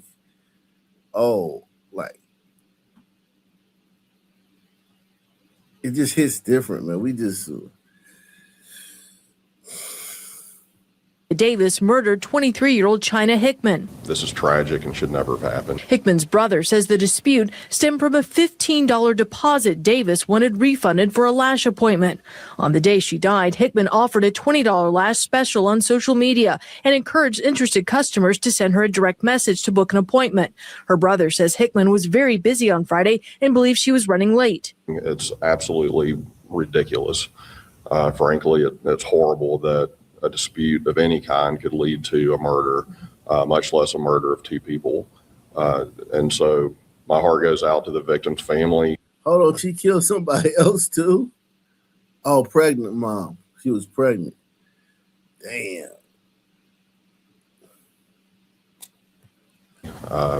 This is tragic and should never have happened. Mobile County District Attorney Keith Blackwood says Davis's charge has now been upgraded from murder to capital murder. Think about this. If you was charged with capital murder, man, I ain't even gonna lie, man. I would be looking shook as hell in my mugshot, man. You would be able to tell I was nervous. I be shaking so much my mug shot would look like my mug shot would be blurry, man, because I be shaking so much. These niggas, man, the prospect of spending the rest of your life in the penitentiary is like, it's not even the like getting a flat tire. It's like, to them, it's like getting a ticket. It's like coming back to your car and seeing a ticket underneath your windshield wiper, like a $20 ticket. That's what going to prison for the rest of your life is like to a black person. Press 1.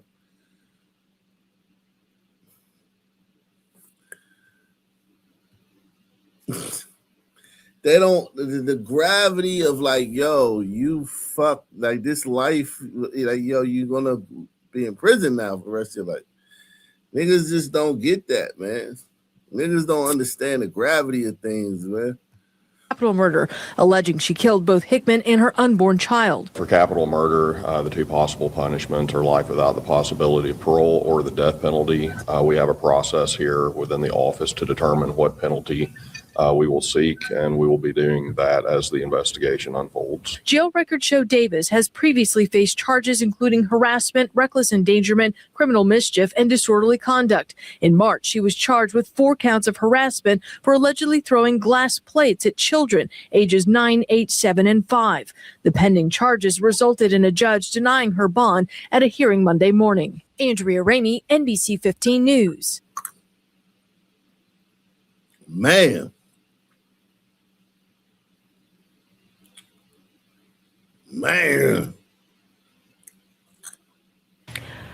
Tonight, family and friends are remembering the victim of the Andrews Drive homicide in Mobile.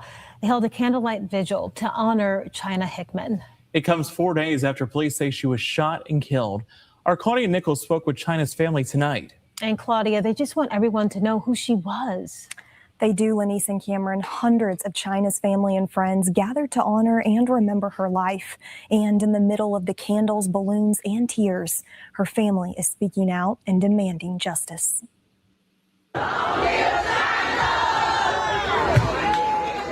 Hundreds of voices, one message. Remember China Hickman. Police say the 23-year-old was shot and killed on Andrews Drive last Friday. This is a different type of pain. This is a different type of hurt. China's mother, Chastity Bell, sharing those words days after the deadly shooting. She sat on a couch surrounded by family, friends, and a community in mourning. I lost my grandchild.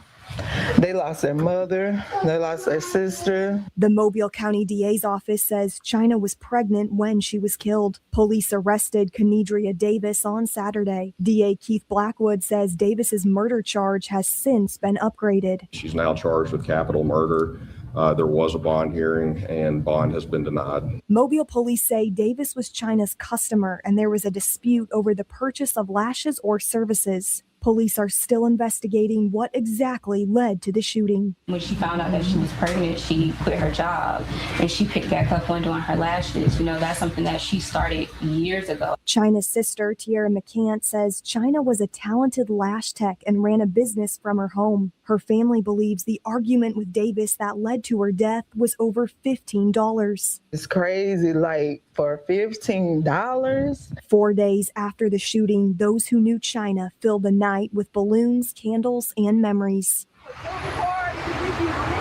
Her family says the candles burning here tonight reflect the impact China had on so many lives. Her brother, Jalen Hickman, says she was a driven entrepreneur and always working towards something big. But before her business, he says one thing always mattered most. Before the entrepreneur, China, it was the mother. She was a great mother. She loved her kids. Now, as the capital murder case moves through court, China's family says the fight for justice is only beginning. But I don't want my niece and nephew to grow up in a world and think that there wasn't justice for their moms. This should be something that changes something, not just another story about somebody's life being taken to senseless gun violence. Because she was so much more. Well, China's family tells me a date for her funeral service has not yet been set. As for Davis, court records show she's due back in court for a hearing next Monday. Lanice, Cameron. Wow.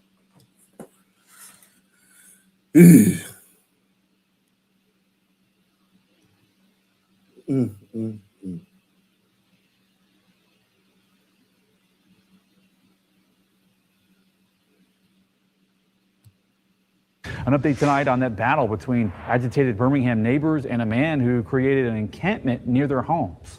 Now we are live and on your side in the Collegeville neighborhood. The group, whose leader says it's a spiritual ministry, has moved around central Alabama. And your reporter Shane Trail first made contact with the group in Walker County last year. What is the update and what are city leaders saying about this? Yeah, Morgan, Josh, I spoke with Lando, the group's leader, this morning, and it does appear that the size of his ministry has grown with more followers. Lando says that he actually bought this property that they're currently staying at in North Birmingham, and residents nearby have concerns. If there are some type of fanatical religious group, persons who have been indoctrinized to their leaders' beliefs,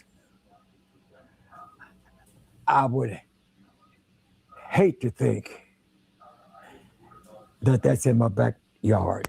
Jimmy Smith has lived in Collegeville for all 93 years of his life. He's kind of like the neighborhood grandpa. We go to neighborhood association meetings together, and he's been letting us know about this for a while. In the past several months, Smith and the community he loves have gotten some new neighbors. The group says they are a peaceful spiritual ministry who believe their leader, Lando, is an incarnation of Jesus. He says they've been chased out of every place across central Alabama where they try to set up as a home base for their community. They are defaming us because we are not squatters. We ain't never squatted nowhere. But this time, their leader says they have receipts. You guys bought this property. I bought this from my brother because we didn't have anywhere to hold over at until I can find a suitable place. And he'll come to harass me. For Jimmy Smith and other neighbors, owning the property down the road from their homes doesn't solve their concerns, including several roaming dogs that live on the property and sanitation concerns for the roughly 40 people who live there with no running water or power. If that encampment right there or that group is within the law, I have no qualms with it. If they are not within the law, then I think they should be removed. For the people who live around here in this community and even for the city, we love you. Can we you here to put up good vibes, teach you about the Holy Scriptures. You may don't like the way we do it. The liking us part is not the problem. The problem I say is for the people that listen, Almighty God chose me to do this. And a spokesperson for the city a statement to WBRC saying, in part, the city's zoning ordinance is designed to provide the basic public health, safety, and general welfare of the neighborhood at large and the people encamped in this area. The city is committed to addressing this matter as soon as possible. We've also gotten a statement. He understands the neighbors' concerns. He also says city leaders have an obligation to connect individuals staying at the encampment to available services while also ensuring neighborhood safety. I'm going to have both of those statements from the city and Councilor Gunn on this story in the WBRC News app. For now, I'm your reporter in Birmingham, Shane Trail, WBRC 6 News, on your side.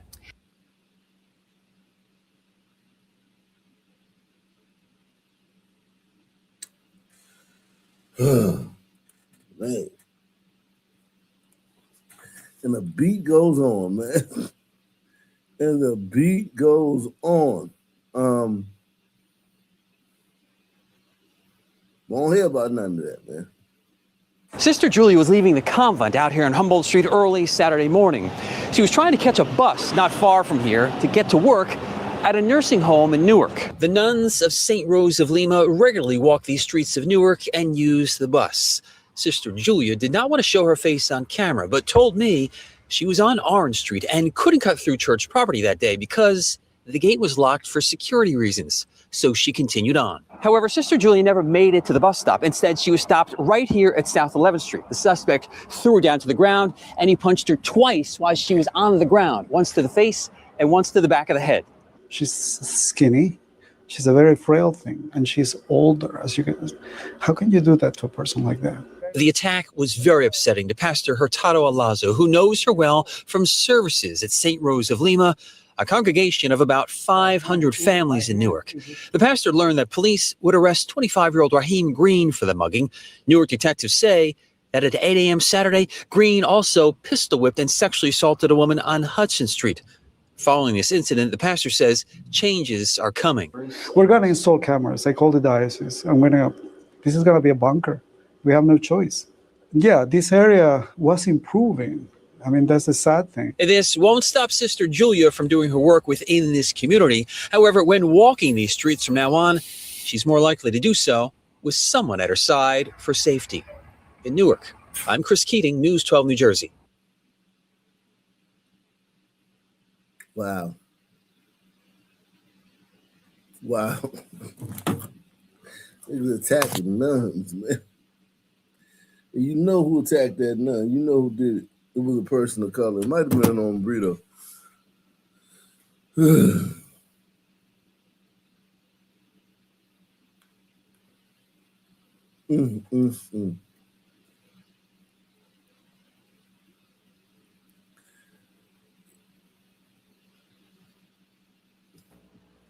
Mrs. Rabb, you have 4 children, the youngest one of whom I understand is 8 and is in the 3rd grade at Como. Yeah. Under the judge's plan, Judge Brewster's plan, he would be bused to an all-white school in the cluster that includes Como Elementary. Do you think that the quality of education he would get under this plan would be better? Well, yes, in a way it would be better. But if we, as a group or as a community, we had the same facilities as the other schools have, we would have a better education out here. You mean if Como Elementary had the same materials as an all-white school? Yes. You mean teaching materials like Yes. books? What's different about the materials that comes into Como and that goes to all-white schools? Well, I have worked in different places, and there are differences in the books. The white children receive better books, good books. Our children receive bad books. Plus, they have been torn from time to time, taped together, and then when at the end of school, the teachers say you have to pay for the book, which is wrong. And can you give me some ideas outside of the materials in the books why this is, in your opinion? The teaching, is it any different or what? Yes, the teacher's different. For this reason, I noticed that in the 1st grade at the white schools, they teach phonics because I've had the opportunity to be at home when the children come in from school and they would ask for magazines, old books, cut out words. Now, these are the white children in the white home where you were working. Yes. Mm-hmm. And they would cut out different letters each day for different words. They would learn these words and the meaning of these words. In other words, if they want a letter for M, it would stand for something. And our children, they came home each day without anything or without asking for words for phonics or anything. They just come in and say, I'm home. Why do you think that the anti-busing whites have taken the stand that they have in opposing the busing? There are some that do not wish to see our children in the same school or the same room that their kids in. Just simply opposed to the racial and the color, yes. Mm-hmm.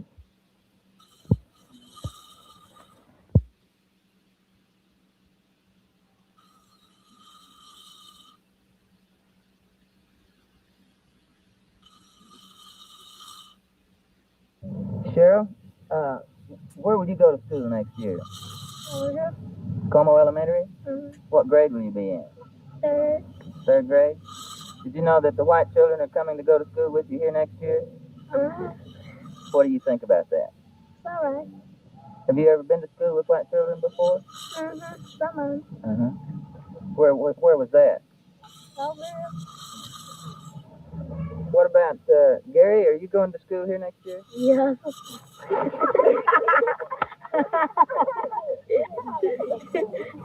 What grade will you be in? 5th. 5th grade? You'll be going to school with some, let me see, no, white children go to school with you here or not? Do you know next year? Do you like to go, have you ever been to school with white children before? Would you like to go to school with white children? Yes. What? Why is that, do you think? I don't know. Would you like to go to school with white children? You make me no difference. What about, would you like to go to school with black children, Carmen? No, I don't know. I never tried it. You never tried it? Would you come, if you were told to come to this school next year, would you mind coming here? No. You used to live near here, didn't you? Mm-hmm. But you went to school where? Richland Hills. Where did you live from here? What direction? Over this? Over that way. About how far? 2 blocks. And then how far was it to the school you went to? 2 miles. 2 miles? How did you get there? Bus. A school bus? Mm-hmm. Did the school you went to, was it all white? Yes. And all the children on the bus with you were all white? Yes. Let me see. Robert, come here. Come down this way. Didn't you used to live over here too? Of course, being Carmen's brother, you'd have to, wouldn't you? Yeah. Where did you go to school? Same place. The same elementary that your sister did? What if you were to come to this school next year? Would you enjoy it? Yeah. Why is that? I don't know. You like black children? Kind of. Uh-huh. What about you? You like white children? Yes, I do. You do. If they come to school here next year, would you mind going to school with them? Yes. Yes.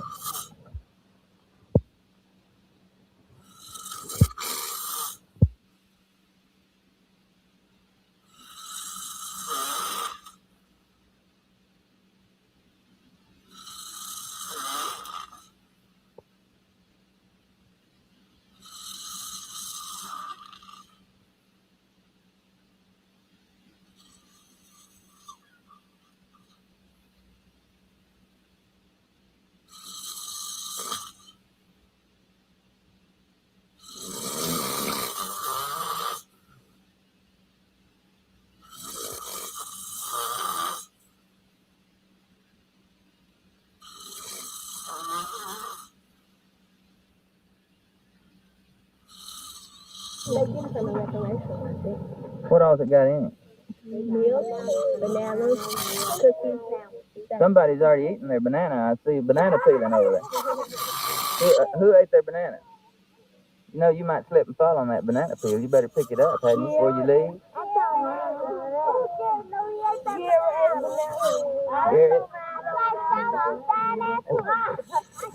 Have you eaten your banana? No. Vanessa, have you got your lunch? Yeah. Do you take it home and give it to your mother, or do you eat it on the way home? I take it home. Eat it on the way. Is it for you, or is it for your mother, or who's the lunch supposed to be for? For you? Yeah. Okay.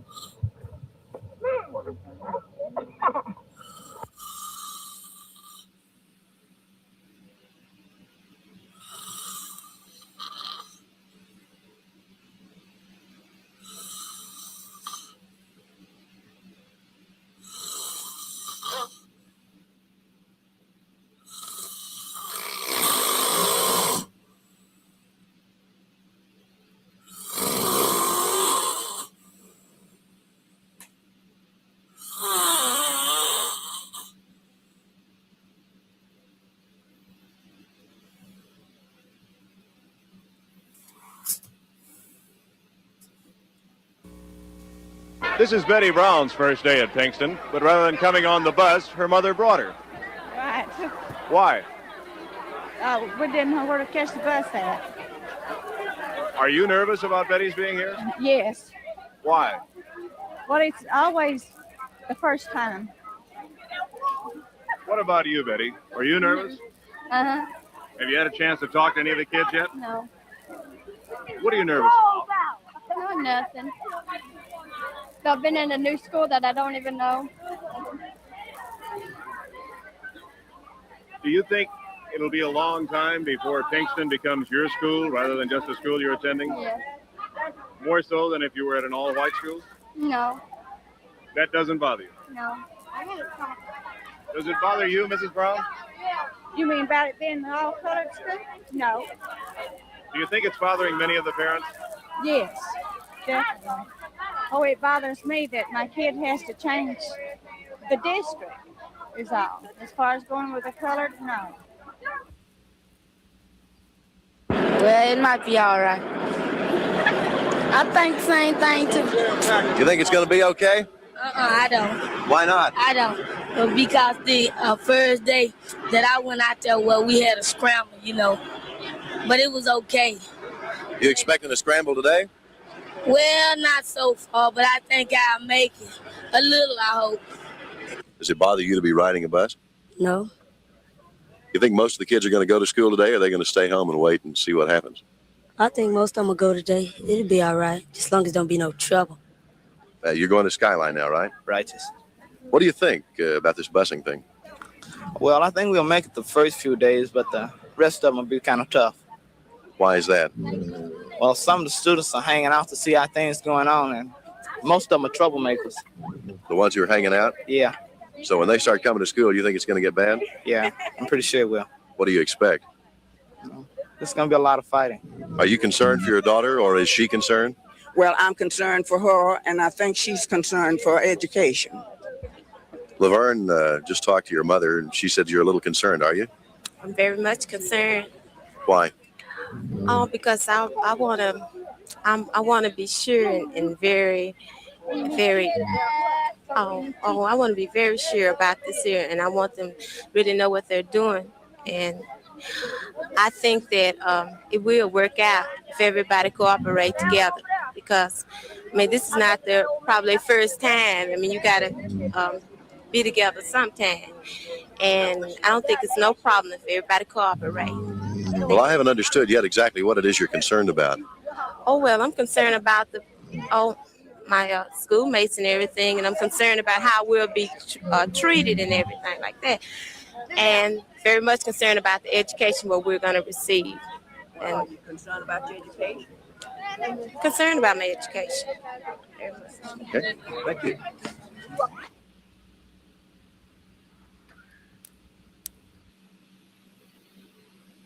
Not much has changed. Not much has changed.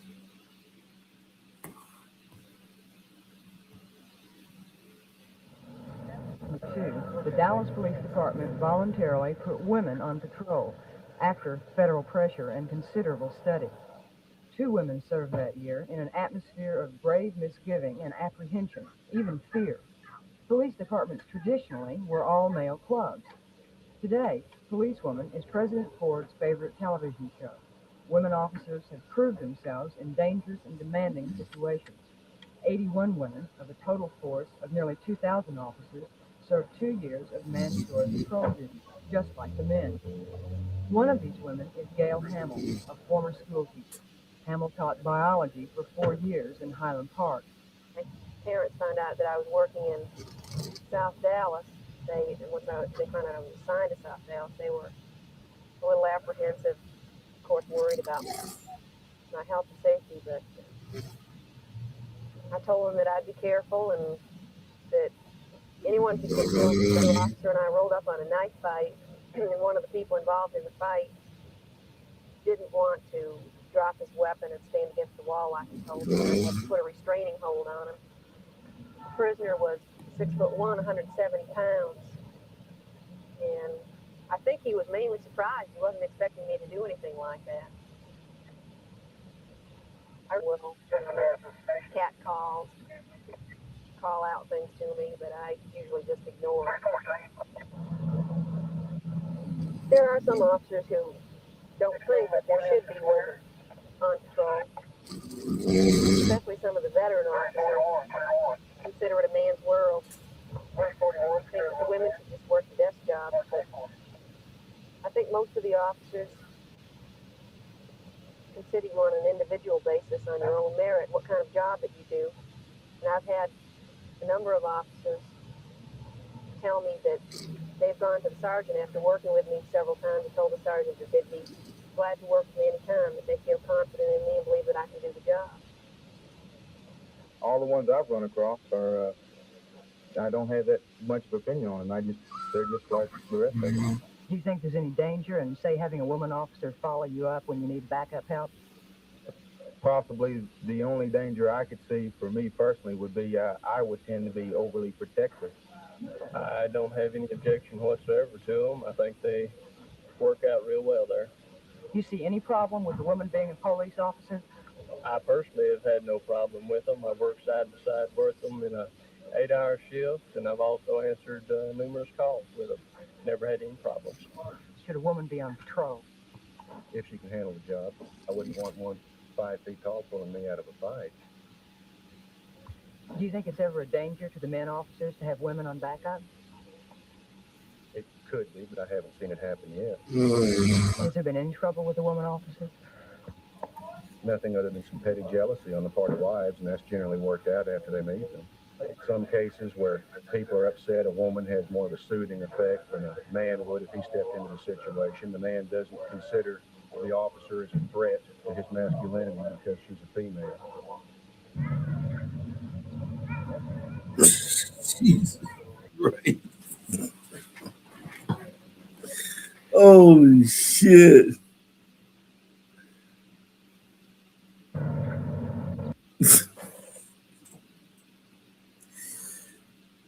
Oh, man.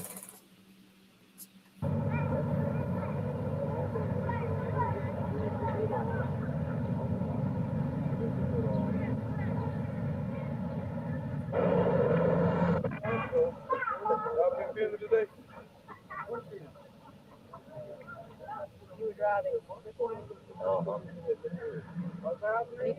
that your car? I need to see your driver's license. That's his car. That's not my car. Say, man, she wants to see your license. She don't want to see. She wants to see your license. He was driving the car. Yes, my license. That neck is hurt. Head is hurt, you know? Like a spinning like. Are you going to go see your own doctor about that? Yeah, I see it. But you can see when he slid breaks from back by that potion all the way down the side of it, you know. But Have you moved your car since the accident?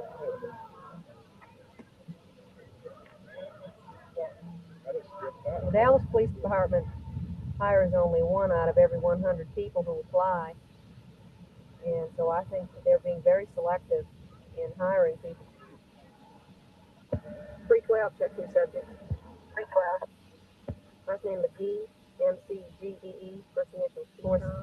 There is a problem in finding qualified minorities and women who have enough educational background and proper physical requirements and so on. But from the people that I've seen in the Dallas Police Department, I'd say that they're doing a pretty good job in their hiring practice. Okay,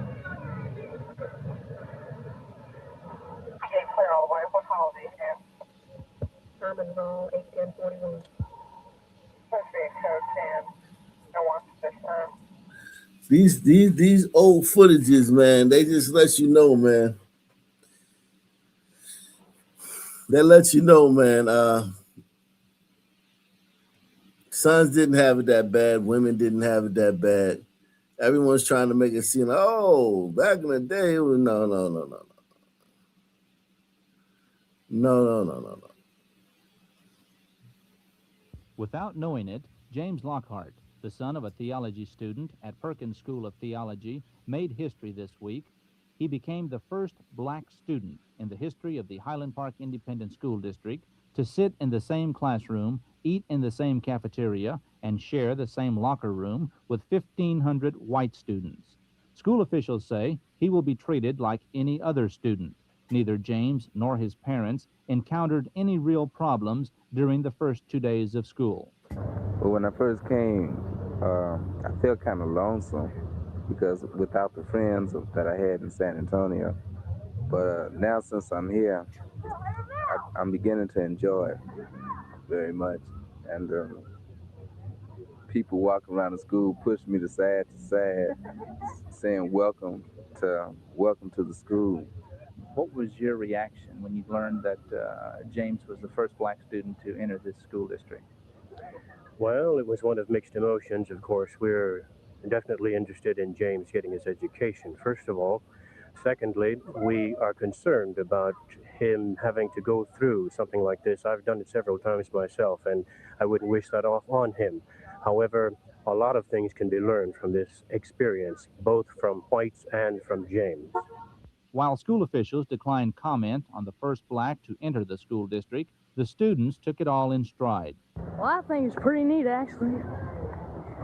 I met him. He's a pretty nice guy, really. He's a real nice guy. Well, I think it's a good idea because I come from Hillcrest and we have lots of blacks. And I mean, kids are going to have to live with them. I don't see why they should start now in school. James is described by his mother as an average student. He will be a junior this year and says he might like to sing in the school choir. He and his parents live in a small apartment in University Park near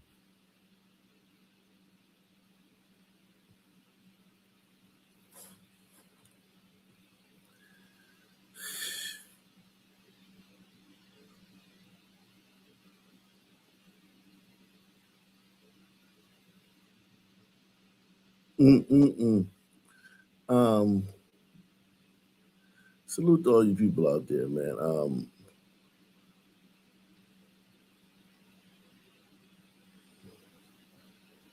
Man accused of killing 2 people is now facing a new murder charge after a third victim has died days later. Police say 26-year-old Gregory Da Silva stabbed 2 men to death at an apartment complex in Lauderhill last month. Days later, officers responded to a nearby home where another man had died. Detectives say that victim was injured during the original double stabbing and then died 5 days later. Da Silva is now charged with 3 counts of first-degree premeditated murder.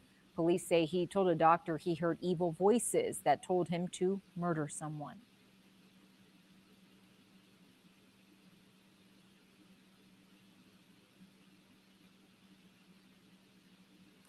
I think that pretty much does it for tonight, man.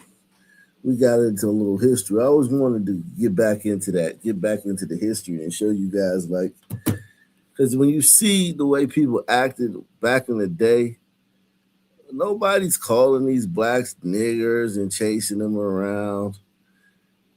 Everybody was very respectful. It just was what it was, man. The crime situation was the same. Press 1. The crime situation was the same. The blacks spoke a lot better. The blacks spoke English a hell of a lot better. They had more command of the English language.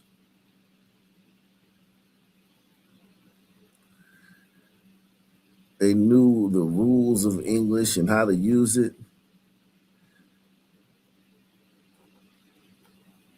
But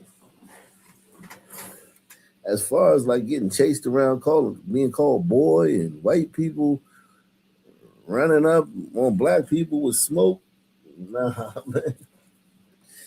Nah, man. That's fairy tales, man. The white people ain't want no smoke. Press 1. The white people ain't want no smoke with sons, man. They didn't want any smoke with us.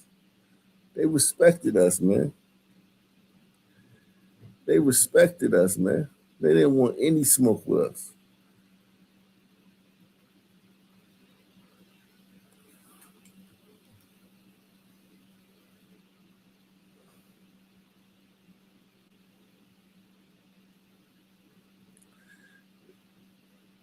White people wasn't looking for smoke with black people. Great show, man. I'm gonna get up out of here, man. Salute to all you guys, man. Salute to everybody watching on Oc Nation News. Get in the Discord, man. If you had anything that you wanted me to see, go to the Oc Nation, Discord. Whenever you don't have to go now, but anytime you want me to see something or you want me to share something with me that you might want me to play during a show, or you may want me to or you just may want me to see it. Even if you don't want me to put it on during the show, you may just want me to see it. Send it to the Ock Nation Discord. Go to the Ock Nation Discord 24/7, 365. Black Columbo out.